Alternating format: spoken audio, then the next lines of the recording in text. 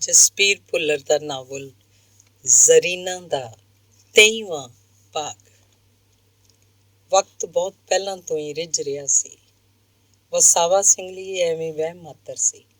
ਉਹ ਕੁਝ ਦਿਨਾਂ ਤੋਂ ਪ੍ਰੋਫੈਸਰ ਵਤਨ ਕੋਲ ਆਇਆ ਹੋਇਆ ਸੀ।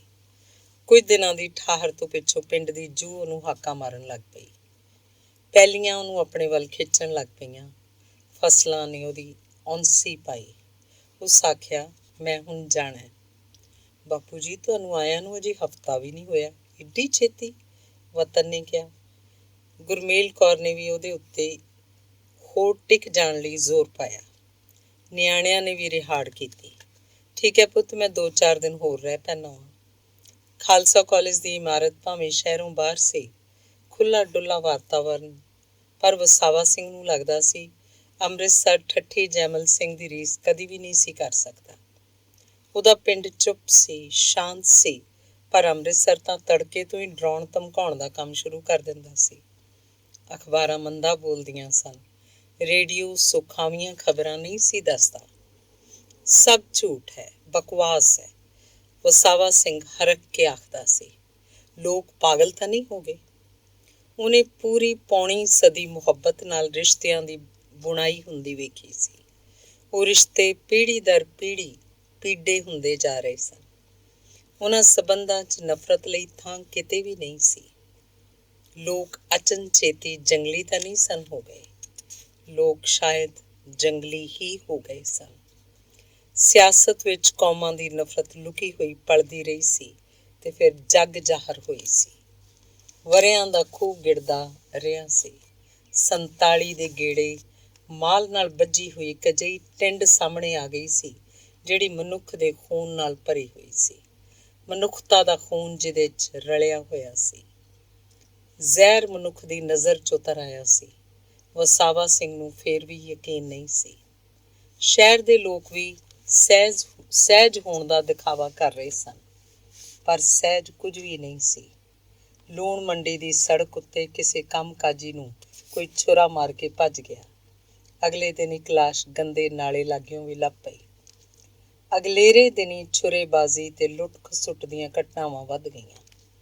ਹੁਣ ਕੋਈ ਇਕੱਲਾ ਦੁਕੱਲਾ ਇਹੋ ਜਿਹੀ ਵਾਰਦਾਤ ਨਹੀਂ ਸੀ ਕਰਦਾ। ਵੱਖ-ਵੱਖ ਫਿਰਕਿਆਂ ਦੇ ਗੁੱਟ ਇਹੋ ਜਿਹੀਆਂ ਘਟਨਾਵਾਂ ਨੂੰ ਅੰਜਾਮ ਦੇਣ ਲੱਗ ਪਏ ਸਨ। ਵਸਾਵਾ ਸਿੰਘ ਨੇ ਤਾਬੜ ਤੋੜ ਪਿੰਡ ਜਾਣ ਦਾ ਧਾਰ ਲਿਆ ਤੇ ਉਦੋਂ ਉਹਨੂੰ ਕਿਸੇ ਨੇ ਨਹੀਂ ਰੋਕਿਆ। ਵਸਾਵਾ ਸਿੰਘ ਦੇ ਪਿੰਡ ਜਾਣ ਪਿੱਛੋਂ ਵਿਉ ਵਾਲੀ ਹਵਾ ਕੁਝ ਤੇਜ਼ ਝੁੱਲਣ ਲੱਗ ਪਈ ਸੀ ਤੇ ਫਿਰ ਹੈਵਾਨੀਅਤ ਦੀਆਂ ਤੂਤੀਆਂ ਵੱਜਣ ਲੱਗ ਪਈਆਂ। ਵਹਿਸ਼ਤ ਕਹਿ ਕਹੇ ਲਾਉਂਦੀ ਰਹੀ। ਸੋਚਾਂ ਦੀਆਂ ਗੁੰਮ ਕੋਠੜੀਆਂ ਵਿੱਚ ਹਿੰਸਕਤਾ ਨੇ ਖੂਬ ਧਮੱਚੜ ਪਾਇਆ। ਵਤਨ ਤੇ ਜ਼ਰੀਨਾ ਨੇ ਇੱਕ ਵਾਰ ਸੋਚਿਆ ਸੀ ਉਹ ਦੋਵੇਂ ਰਲ ਕੇ ਮਜ਼ਹਬੀ ਜਨੂੰਨ ਦੀ ਪੋਲੀ ਨੂੰ, ਜਾਤਾਂ ਪਾਤਾਂ ਦੀ ਕਾਂਗਿਆਰੀ ਨੂੰ, ਮਨੁੱਖੀ ਵਿਤਕਰਿਆਂ ਦੀ ਥੋਰ ਨੂੰ ਹਮੇਸ਼ਾ ਲਈ ਮੁਕਾ ਦੇਣਗੇ। ਪਰ ਹੁਣ ਤੋਂ ਬੀਜ ਸਭ ਥਾਈਂ ਖਿੱਲਰ ਗਏ ਸਨ। ਮਜ਼ਹਬੀ ਜਨੂੰਨ ਦੇ ਤੇ ਤਵੱਸਬ ਦਾ ਸਿਖਰ ਸੀ। ਜਿਹੜੀ ਗੱਲ ਕਿਸੇ ਧਰਮ ਨੇ ਕਦੀ ਨਹੀਂ ਆਖੀ, ਉਹੀ ਵਹਿਸ਼ਤ ਧਰਮ ਨਾਲ ਜੋੜ ਕੇ ਸਾਕਾਰ ਕੀਤੀ ਗਈ। ਇੱਕ ਦਿਨ ਰਾਤ ਦੇ ਪੈੜੇ ਵੇਲੇ ਪ੍ਰੋਫੈਸਰ ਵਤਨ ਨੇ ਆਪਣੇ ਕੁਆਟਰ ਦੀ ਛੱਤ ਉੱਤੇ ਖਲੋ ਕੇ ਸ਼ਹਿਰ ਵੱਲ ਵੇਖਿਆ। ਦਿਸ ਹੱਦੇ ਨੇੜੇ ਧੂੰਏਂ ਦੇ ਗੁਬਾਰ ਉੱਚੇ ਉੱਠ ਰਹੇ ਸਨ। ਅਸਮਾਨ ਸਿਆਹ ਹੋ ਰਿਹਾ ਸੀ। ਉਸ ਰਾਤ ਸ਼ਹਿਰ ਦੇ ਕਈ ਘਰਾਂ ਵਿੱਚੋਂ ਅੱਗ ਦੇ ਲਾਂਬੂ ਫੁੱਟਦੇ ਰਹੇ। ਕੁਝ ਥਾਈਂ ਭਾਂਬੜ ਅਸਮਾਨ ਛੂੰਹਦੇ ਰਹੇ। ਬੋਲੇ ਸੋ ਨਿਹਾਲ, ਸਤਿ ਸ੍ਰੀ ਅਕਾਲ, ਅੱਲਾਹੂ ਅਕਬਰ, ਅੱਲਾਹੂ ਅਕਬਰ, ਹਰ ਹਰ ਮਹਾਦੇਵ, ਹਰ ਹਰ ਮਹਾਦੇਵ ਨਾਅਰੇ ਗੂੰਜਦੇ ਰਹੇ। ਹਵਾ ਵਿੱਚੋਂ ਲਹੂ ਦੀ ਬਦਬੂ ਵੀ ਆਉਂਦੀ ਰਹੀ ਤੇ ਰੱਬ ਦੀ ਵੀ। ਅਗਲੇ ਦਿਨੀਂ ਵੀ ਧਾੜਵੀਆਂ ਦੇ ਨਾਅਰੇ ਨਿਆਸਰਿਆਂ ਤੇ ਨਿਹੱਤਿਆਂ ਦੇ ਕੀਰਨਿਆਂ 'ਚ ਗੁਆਚਦੇ ਰਹੇ। ਉਹ ਆਪਣੇ ਨਿਆਣਿਆਂ ਨੂੰ ਅੱਗ 'ਚ ਭੁੱਜਦਿਆਂ ਕਿਸ ਤਰ੍ਹਾਂ ਵੇਖਦੇ? ਅੱਖਾਂ ਸਾਹਵੇਂ ਧੀਆਂ ਨਾਲ ਹੁੰਦਾ ਜਬਰ ਜਨਾਹ ਕਿਵੇਂ ਜਰਦੇ? ਪਿਓ ਸਾਹਮਣੇ ਨੰਗੀ ਹੁੰਦੀ ਧੀ ਉਹ ਕਿਸ ਤਰ੍ਹਾਂ ਵੇਖਦੇ? ਉਹ ਭਰੇ ਭਕੁੰਨੇ ਘਰ ਛੱਡ ਕੇ ਤੁਰ ਪਏ ਸਨ। ਉਹ ਇਸ ਆਸ ਨਾਲ ਤੁਰੇ ਸਨ ਕਿ ਪਰਤ ਆਉਣਗੇ। ਕੋਈ ਭਲਾ ਕਿਸ ਤਰ੍ਹਾਂ ਖੋਹ ਸਕਦਾ ਸੀ ਉਹਨਾਂ ਕੋਲੋਂ ਉਹਨਾਂ ਦੇ ਘਰ? ਉਹਨਾਂ ਘਰਾਂ 'ਚ ਉਹਨਾਂ ਦੇ ਸੁਪਨੇ ਸਨ, ਉਹਨਾਂ ਘਰਾਂ 'ਚ ਉਹਨਾਂ ਦੀਆਂ ਯਾਦਾਂ ਸਨ। ਉੱਥੋਂ ਤੁਰਨ ਵੇਲੇ ਉਹਨਾਂ ਕੋਲ ਬੇਯਕੀਨੀ ਵੀ ਸੀ, ਜਿੱਥੇ ਉਹਨਾਂ ਦੇ ਪੁਰਖੇ ਸਦੀਆਂ ਤੋਂ ਰਹਿ ਰਹੇ ਸਨ। ਉਹਨਾਂ ਦਾ ਮੁਲਕ ਹੈ ਵੀ ਸੀ ਕਿ ਨਹੀਂ। ਕੌਣ ਜਾਣੇ ਸਿਆਸਤ ਉਹਨਾਂ ਦੇ ਪੈਰਾਂ ਹੇਠਲੀ ਜ਼ਮੀਨ ਨੂੰ ਕਿਹੜਾ ਨਾਂ ਦੇ ਦੇਵੇ, ਪਾਕਿਸਤਾਨ, ਹਿੰਦੁਸਤਾਨ ਜਾਂ ਫਿਰ ਕੋਈ ਹੋਰ। ਵਤਨ ਆਪਣੇ ਘਰ ਦੀ ਛੱਤ ਤੋਂ ਮਨੁੱਖਾਂ ਦਾ ਵਗਦਾ ਦਰਿਆ ਵੇਖਦਾ ਰਿਹਾ ਸੀ। ਉਹਦਾ ਸਿਰ ਸੁੰਨ ਸੀ, ਉਹਦੀਆਂ ਨਜ਼ਰਾਂ 'ਚ ਬਰਫ਼ ਜੰਮ ਗਈ ਸੀ। ਅਚਨਚੇਤੀ ਕਾਫਲੇ 'ਚ ਅਫਰਾ ਤਫਰੀ ਮਚ ਗਈ। ਕੁਝ ਗੋਲੀਆਂ ਚੱਲੀਆਂ ਸਨ, ਕੁਝ ਨਾਅਰੇ ਗੂੰਜਣ ਲੱਗ ਪਏ ਸਨ ਤੇ ਫਿਰ ਮੌਤ ਦਾ ਮੀਂਹ ਵਰਨ ਲੱਗ ਪਿਆ। ਜਿੱਧਰ ਵੀ ਕਿਸੇ ਦਾ ਮੂੰਹ ਸੀ ਉੱਧਰ ਹੀ ਨੱਸ ਤੁਰਿਆ। ਚਾਂਦਮਾਰੀ ਪਿੱਛੋਂ ਖਿਲ ਰਹੀਆਂ ਹੋਈਆਂ ਲਾਸ਼ਾਂ ਦਾ ਦ੍ਰਿਸ਼ ਕੁਝ ਇਸ ਤਰ੍ਹਾਂ ਸੀ ਜਿਵੇਂ ਪਹਾੜ ਦੇ ਪੈਰਾਂ 'ਚ ਖਿਲਰੇ ਹੋਏ ਪੱਥਰ ਹੁੰਦੇ ਨੇ। ਚੁੱਪ ਵੇਲੇ ਗਿਰਜਾਂ ਆਸਮਾਨ ਤੋਂ ਉਤਰ ਆਈਆਂ ਸਨ। ਲੋਕ ਲਾਸ਼ਾਂ ਨੂੰ ਫਰੋਲਣ ਲੱਗ ਪਏ ਸਨ ਜਿਵੇਂ ਬਟੂਏ ਫਰੋਲੀ ਦੇ ਹਨ। ਅਗਲੇ ਦਿਨ ਹੀ ਹਵਾ ਬਦਬੂ ਨਾਲ ਭਰ ਗਈ। ਗੈਰਤਮੰਦ ਮੋਤਬਰਾਂ ਨੇ ਬਹਿ ਕੇ ਸਲਾਹਾਂ ਕੀਤੀਆਂ। ਅਸੀਂ ਮੁਟਿਆਰਾਂ ਦੀ ਪੱਤ ਸਰੇ ਬਾਜ਼ਾਰ ਰੋਲਾਂਗੇ। ਅਸੀਂ ਪਰਦਾ ਨਸ਼ੀ ਕੁੜੀਆਂ ਦੇ ਚਿਹਰਿਆਂ ਤੋਂ ਹੀ ਨਹੀਂ, ਉਹਨਾਂ ਦੇ ਸਰੀਰ ਤੋਂ ਵੀ ਕੱਪੜੇ ਉਤਾਰਾਂਗੇ। ਨੰਗੀਆਂ ਦਾ ਜਲੂਸ ਬੜਾ ਹਸੀਨ ਹੋਏਗਾ। ਦੋਸਤੋ, ਇਹ ਇੱਕ ਪਵਿੱਤਰ ਕੰਮ ਹੈ ਜਿਹੜਾ ਅਸੀਂ ਇਬਾਦਤ ਵਾਂਗ ਕਰਨਾ ਹੈ। ਪਵਿੱਤਰ ਕੰਮ ਹੁੰਦਾ ਰਿਹਾ। ਬੱਦਲਾਂ ਦੇ ਨੀਲੇ ਟੋਟੇ ਦਾ ਝੁੰਬ ਮਾਰੀ ਰੱਬ ਕਿਸੇ ਨੁੱਕਰੇ ਸੁੱਤਾ ਪਿਆ ਰਿਹਾ। ਵੇਲਾ ਬਾਹਰ ਸਾਹ ਲੈਣ ਦਾ ਨਹੀਂ ਸੀ। ਪ੍ਰੋਫੈਸਰ ਵਤਨ ਚਾਰ ਦੀਵਾਰੀ ਦੇ ਅੰਦਰ ਬੰਦ ਹੋ ਗਿਆ। ਡੁੱਬ ਤਰ ਰਹੇ ਸਨ ਸੁਪਨੇ ਤੇ ਪਰਛਾਵੇਂ। ਵਾਲਾਂ ਦੀ ਇੱਕ ਲਿੱਟ ਮੁੜ ਮੁੜ ਜ਼ਰੀਨਾ ਦੀਆਂ ਅੱਖਾਂ ਅੱਗੇ ਝੂਲ ਜਾਂਦੀ ਸੀ। ਆਪਣੇ ਹੱਥ ਨਾਲ ਲਿੱਟ ਉਹਦੇ ਵਾਲਾਂ 'ਚ ਟੰਗਦਿਆਂ ਉਹ ਰੇਤ ਦਾ ਉਸਰਦਾ ਘਰ ਵੇਖ ਰਿਹਾ ਸੀ। ਰੇਤ ਦਾ ਘਰ ਜੋ ਬਣਦਾ ਤਾਂ ਹੈ ਪਰ ਢਹਿ ਜਾਂਦਾ ਹੈ। ਰੇਤ ਦਾ ਘਰ ਜਿਸ ਦੇ ਪੱਕੇ ਬਣਨ ਦਾ ਸੁਪਨਾ ਕਦੇ ਸੱਚ ਨਹੀਂ ਹੁੰਦਾ। ਕਿੰਨੀ ਕੁ ਵੇਰ ਕੋਈ ਹੰਝੂਆਂ ਨਾਲ ਰੇਤ ਭਿਉਂ ਭਿਉਂ ਘਰ ਬਣਾਵੇ, ਕਿੰਨੀ ਕੁ ਵੇਰ ਕੋਈ ਕਰੇ ਇਸ ਮਲਬੇ ਤੋਂ ਮੁੜੋ ਸਾਰੀ। ਸੁਪਨਿਆਂ ਦਾ ਫਲ ਜੋ ਪੱਕਿਆ ਨਹੀਂ ਸੜ ਸੁੱਕ ਗਿਆ ਹੈ। ਕੱਚੇ ਧਾਗੇ ਦੀ ਕੜੀ ਜੋ ਟੁੱਟ ਗਈ ਹੈ। ਸ਼ਬਦ ਜੋ ਅਰਥਹੀਨ ਸਨ। ਮੈਂ ਤੈਨੂੰ ਪਿਆਰ ਕਰਦੀ ਹਾਂ। ਪਿਆਰ ਦਾ ਉਹ ਹਲਫਨਾਮਾ ਜਿਹਨੂੰ ਜ਼ਰੀਨਾ ਨੇ ਲਹੂ ਨਾਲ ਤਸਦੀਕ ਕੀਤਾ ਸੀ। ਵਤਨ ਨੇ ਪਾੜ ਕੇ ਸੁੱਟ ਦੇਣ ਬਾਰੇ ਸੋਚਿਆ। ਉਸੇ ਸ਼ਾਮ ਰੇਡੀਓ ਉੱਤੇ ਡੁੱਬਦੀ ਤਰਦੀ ਜ਼ਰੀਨਾ ਦੀ ਆਵਾਜ਼ ਉਸ ਪਛਾਣ ਲਈ। ਮੈਂ ਤੈਨੂੰ ਪੁਕਾਰਦੀ ਹਾਂ ਪਰ ਤੈਨੂੰ ਮੇਰੀ ਆਵਾਜ਼ ਨਹੀਂ ਸੁਣਦੀ। ਮੈਂ ਰੋਂਦੀ ਹਾਂ, ਤੈਨੂੰ ਮੇਰੇ ਅੱਥਰੂ ਨਹੀਂ ਦਿਸਦੇ। ਮੈਂ ਤੈਨੂੰ ਮਨੋਂ ਪਿਆਰ ਕਰਦੀ ਹਾਂ ਪਰ ਪਿਆਰ ਦਾ ਆਕਾਰ ਕਿੱਥੇ ਹੈ। ਘੱਟੇ ਮਿੱਟੀ ਵਿੱਚ ਰੁਲਿਆ ਮੁਹੱਬਤ ਦਾ ਚਿਹਰਾ ਤੈਨੂੰ ਦਿਸੇ ਨਾ ਦਿਸੇ, ਪਰ ਇਸ ਕਸਤੂਰੀ ਦੀ ਖੁਸ਼ਬੂ ਤਾਂ ਤੇਰੇ ਤੱਕ ਪਹੁੰਚਦੀ ਹੋਏਗੀ। ਜੇ ਵਹਿਮ ਦੀ ਕੋਈ ਵਾੜ ਇਸ ਨੂੰ ਤੇਰੇ ਤੱਕ ਪਹੁੰਚਣ ਨਹੀਂ ਦਿੰਦੀ ਤਾਂ ਫੂਕ ਸੁੱਟ ਉਸ ਵਾੜ ਨੂੰ। ਯਕੀਨ ਕਰੀਂ ਕਿਸੇ ਜ਼ੁਲਮ ਨੂੰ ਮੇਰੀ ਹਾਮੀ ਨਹੀਂ ਹੈ। ਉਹ ਰੇਡੀਓ ਰੂਪਕ ਸੀ। ਆਵਾਜ਼ ਜ਼ਰੀਨਾ ਦੀ, ਜਜ਼ਬਾਤ ਜ਼ਰੀਨਾ ਦੇ। ਪ੍ਰੋਫੈਸਰ ਵਤਨ ਕੋਲੋਂ ਉਹ ਕਾਗਜ਼ ਪਾੜਿਆ ਨਾ ਗਿਆ। ਉਹਦਾ ਪਿਆਰ ਤੇ ਉਹ ਕਾਗਜ਼ ਜਿਵੇਂ ਇੱਕੋ ਚੀਜ਼ ਸੀ। ਉਸ ਕਾਗਜ਼ ਦੇ ਪਾੜਿਆਂ ਜਿਵੇਂ ਉਹਦੀ ਮੁਹੱਬਤ ਵੀ ਲੀਰੋ ਲੀਰ ਹੋ ਜਾਣੀ ਸੀ।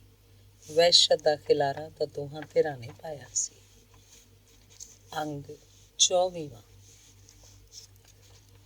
ਦਿਨ ਪੁੱਗੇ ਤਾਂ ਨਫ਼ਰਤ ਦੀ ਕੁੱਖ ਵਿੱਚੋਂ ਇੱਕ ਹੋਰ ਦੇਸ਼ ਨੇ ਜਨਮ ਲੈ ਲਿਆ। ਜ਼ਰੀਨਾ ਦੇ ਦੇਸ਼ ਨੇ। ਮਨੁੱਖਾਂ ਵਿਚਕਾਰ ਕੰਧਾਂ ਤਾਂ ਪਹਿਲੋਂ ਵੀ ਬੜੀਆਂ ਸਨ। ਇੱਕ ਲਕੀਰ ਹੋਰ ਖਿੱਚੀ ਗਈ। ਉਸ ਪਾਰ ਵਤਨ ਦੀ ਮੁਹੱਬਤ ਸੀ ਤੇ ਇਸ ਪਾਰ ਜ਼ਰੀਨਾ ਦੀ ਮੁਹੱਬਤ। ਨਫ਼ਰਤ ਦੋਹੀਂ ਪਾਸੇ ਬਥੇਰੀ ਸੀ। ਉਹ ਲਕੀਰ ਵਤਨ ਨੇ ਟੱਪ ਨਹੀਂ ਸੀ ਸਕਣੀ। ਵਤਨ ਹੁਣ ਤੱਕ ਸੁਪਨਿਆਂ ਵਿੱਚ ਜਿਉਂਦਾ ਰਿਹਾ ਸੀ।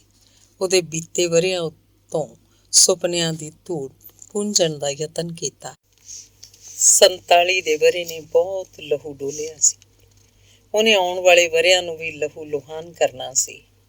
ਕੌਣ ਪਾੜੇਗਾ ਮਨੁੱਖੀ ਵਹਿਸ਼ਤ ਦੀ ਤਸਵੀਰ ਨੂੰ? ਕਿਹੜਾ ਰੰਗ ਕਾਟ ਇਤਿਹਾਸ ਦੇ ਪੰਨਿਆਂ ਉੱਤੋਂ ਲਹੂ ਨਾਲ ਲਿਖੀ ਇਬਾਰਤ ਨੂੰ ਮੇਟ ਸਕੂ? ਪ੍ਰੋਫੈਸਰ ਵਤਨ ਫਿਕਰਮੰਦ ਸੀ। ਵਸਾਵਾ ਸਿੰਘ ਦੇ ਪਿੰਡ ਪਹੁੰਚਣ ਦੀ ਖਬਰਸਾਰ ਉਹਨੂੰ ਨਹੀਂ ਸੀ ਮਿਲੀ। ਪ੍ਰੋਫੈਸਰ ਵਤਨ ਕੋਲ ਉਹਦੀ ਰਾਜ਼ੀ ਖੁਸ਼ੀ ਜਾਣਨ ਦਾ ਵਸੀਲਾ ਵੀ ਨਹੀਂ ਸੀ। ਉਹ ਪਿੰਡ 'ਚ ਲਾਹੌਰ ਦੇ ਨੇੜੇ ਹੋਣ ਦਾ ਯਤਨ ਕਰਦਾ ਰਿਹਾ ਸੀ। ਲਾਹੌਰ ਦੇ ਨੇੜੇ ਹੁੰਦਾ ਹੋਇਆ ਵੀ ਬਹੁਤ ਦੂਰ ਹੋ ਗਿਆ ਸੀ। ਅਣਦਿਸਦੀ ਲਕੀਰ ਤੱਕ ਠੱਠੀ ਜੈਮਲ ਸਿੰਘ ਦੀਆਂ ਪੈਲੀਆਂ ਸਨ। ਉਸ ਤੋਂ ਪਰਾਂ ਪਰਾਈ ਧਰਤੀ ਸੀ। ਉਸ ਧਰਤੀ ਨੂੰ ਵਤਨ ਜ਼ਰੀਨਾ ਆਖਦਾ ਸੀ ਤੇ ਲੋਕ ਪਾਕਿਸਤਾਨ। ਜਦੋਂ ਅੱਗ ਕੁਝ ਠੰਡੀ ਪਈ ਤਾਂ ਪ੍ਰੋਫੈਸਰ ਵਤਨ ਠੱਠੀ ਜੈਮਲ ਸਿੰਘ ਪਹੁੰਚ ਗਿਆ। ਧੁਆਂਖੀਆਂ ਹੋਈਆਂ ਫਸਲਾਂ, ਖੋਲਿਆਂ 'ਚ ਵਟੇ ਹੋਏ ਪਿੰਡ, ਭੁੱਖਾਂ ਦੇ ਮਾਰੇ ਹੋਏ ਅਵਾਰਾ ਡੰਗਰ, ਦੁੱਖਾਂ ਦੇ ਮਾਰੇ ਹੋਏ ਮਨੁੱਖ, ਉੱਜੜ ਕੇ ਆਏ ਸ਼ਰਨਾਰਥੀ, ਸਾਰੀ ਧਰਤੀ ਕੀਰਨੇ ਭਾਰੀ ਪ੍ਰਤੀਤ ਹੁੰਦੀ ਸੀ। ਪਿੰਡ ਪਹੁੰਚਦਿਆਂ ਹੀ ਜਿਹੜੀ ਖਬਰ ਦਾ ਸਿੱਕਾ ਵਤਨ ਦੇ ਕੰਨਾਂ 'ਚ ਢਲਿਆ, ਉਹ ਖਬਰ ਵਜੂਦ ਦੀਆਂ ਨੀਹਾਂ ਲਾਉਣ ਲਈ ਕਾਫੀ ਸੀ।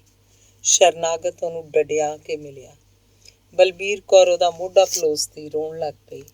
ਲੁੱਟ ਖਸੁੱਟ, ਅੱਗਜਨੀ ਤੇ ਕਤਲੇਆਮ ਦੀਆਂ ਖਬਰਾਂ ਤਾਂ ਪਿੰਡ ਪਹੁੰਚਦੀਆਂ ਰਹੀਆਂ ਸਨ, ਪਰ ਉੱਥੇ ਕੋਈ ਅਣਸੁਖਾਵੀਂ ਘਟਨਾ ਨਹੀਂ ਸੀ ਵਾਪਰੀ। ਖਬਰਾਂ ਉਹਨਾਂ ਨੂੰ ਹਵਾੜੇ ਲੱਗੀਆਂ ਸਨ। ਨਵਾਂ ਮੁਲਕ ਕਿੱਥੇ ਬਣ ਰਿਹਾ ਸੀ? ਉਹ ਧਰਤੀ ਨੂੰ ਪੁੱਟ ਕੇ ਕਿੱਥੇ ਲੈ ਜਾਣਗੇ? ਠੱਠੀ ਜੈਮਲ ਸਿੰਘ ਤਾਂ ਫਿਰ ਵੀ ਠੱਠੀ ਜੈਮਲ ਸਿੰਘ ਹੀ ਰਹੂ। ਕੀ ਫਰਕ ਪਊ ਉਹਨਾਂ ਨੂੰ? ਉਸ ਪਿੰਡ ਵਿੱਚ ਮੁਸਲਮਾਨਾਂ ਦੇ ਮਸਾਂ 15 ਕੁ ਘਰ ਸਨ। ਇੱਕ ਰਾਤ ਉਹਨਾਂ ਦੀ ਪੱਤੀ ਦੇ ਇੱਕ ਘਰ ਨੂੰ ਅੱਗ ਲੱਗੀ ਤਾਂ ਕਿਸੇ ਅਦਿੱਖ ਸ਼ਕਤੀ ਨੇ ਸਮਝਾਇਆ ਕਿ ਉਸ ਪਿੰਡ 'ਚ ਉਹਨਾਂ ਲਈ ਖਤਰਿਆਂ ਦੇ ਬੱਦਲ ਸਨ। ਉਹ ਸਾਰੇ ਮਸੀਤ 'ਚ ਇਕੱਠੇ ਹੋ ਗਏ। ਉਹਨਾਂ ਮਸੀਤ ਵਿੱਚ ਰਸਦ ਵੀ ਜਮ੍ਹਾਂ ਕਰ ਲਈ ਤੇ ਹਥਿਆਰ ਵੀ। ਜਦੋਂ ਵੀ ਹਮਲਾ ਹੋਇਆ ਤਾਂ ਲੜ ਭਿੜ ਕੇ ਮਰਨਗੇ, ਉਹ ਕਾਇਰਾਂ ਦੀ ਮੌਤ ਨਹੀਂ ਮਰਨਗੇ। ਮਸੀਤ ਦੁਆਲੇ ਉੱਚੀ ਕੰਧ ਸੀ। ਉਹਨਾਂ ਮਸੀਤ ਦੇ ਸਦਰ ਦਰਵਾਜ਼ੇ ਨੂੰ ਅੰਦਰੋਂ ਬੰਦ ਕਰਕੇ ਜੰਦਰਾ ਲਾ ਦਿੱਤਾ। ਉਸ ਸ਼ਾਮ ਮਸੀਤ ਦੇ ਅੰਦਰ ਇੱਕ ਬਜ਼ੁਰਗ ਨੇ ਸਹਿਮੇ ਹੋਏ ਤੇ ਹਰਖੇ ਹੋਏ ਗੱਭਰੂਆਂ ਨੂੰ ਪੁੱਛਿਆ, ਕਿਹਦੇ ਨਾਲ ਲੜੋਗੇ? ਉਹਨਾਂ ਮੁੰਡਿਆਂ ਨਾਲ ਜਿਨ੍ਹਾਂ ਨਾਲ ਰਲ ਕੇ ਖਰਮਸਤੀਆਂ ਕਰਦੇ ਸੀ, ਹੱਸਦੇ ਖੇਡਦੇ ਸੀ, ਯਾਰੀਆਂ ਪਾਲਦੇ ਸੀ, ਤੇ ਉਹ ਆਪਣੇ ਉੱਤੇ ਹਮਲਾ ਕਿਉਂ ਕਰਨਗੇ? ਕੀ ਉਹ ਪਾਗਲ ਹੋ ਗਏ ਨੇ? ਉਹ ਜੋ ਮਸੀਤ ਦੇ ਅੰਦਰ ਤੜੇ ਹੋਏ ਸਨ, ਉਹਨਾਂ ਕੋਲ ਕਿਸੇ ਵੀ ਸਵਾਲ ਦਾ ਸਾਫ਼ ਜਵਾਬ ਨਹੀਂ ਸੀ। ਜਦੋਂ ਪਿੰਡ ਦੇ ਮੋਹਤਬਰਾਂ ਨੇ ਮੁਸਲਮਾਨਾਂ ਦੀ ਪੱਤੀ ਵੱਲ ਚੰਗਿਆੜੇ ਉੱਡਦੇ ਵੇਖੇ ਤੇ ਫਿਰ ਲਾਂਬੂਆਂ ਨੇ ਅਸਮਾਨ ਛੂਹਿਆ ਸੀ ਤਾਂ ਉਹ ਪਰੇਸ਼ਾਨ ਹੋ ਗਏ ਸਨ। ਇਹ ਕੀ ਹੋ ਰਿਹਾ ਸੀ?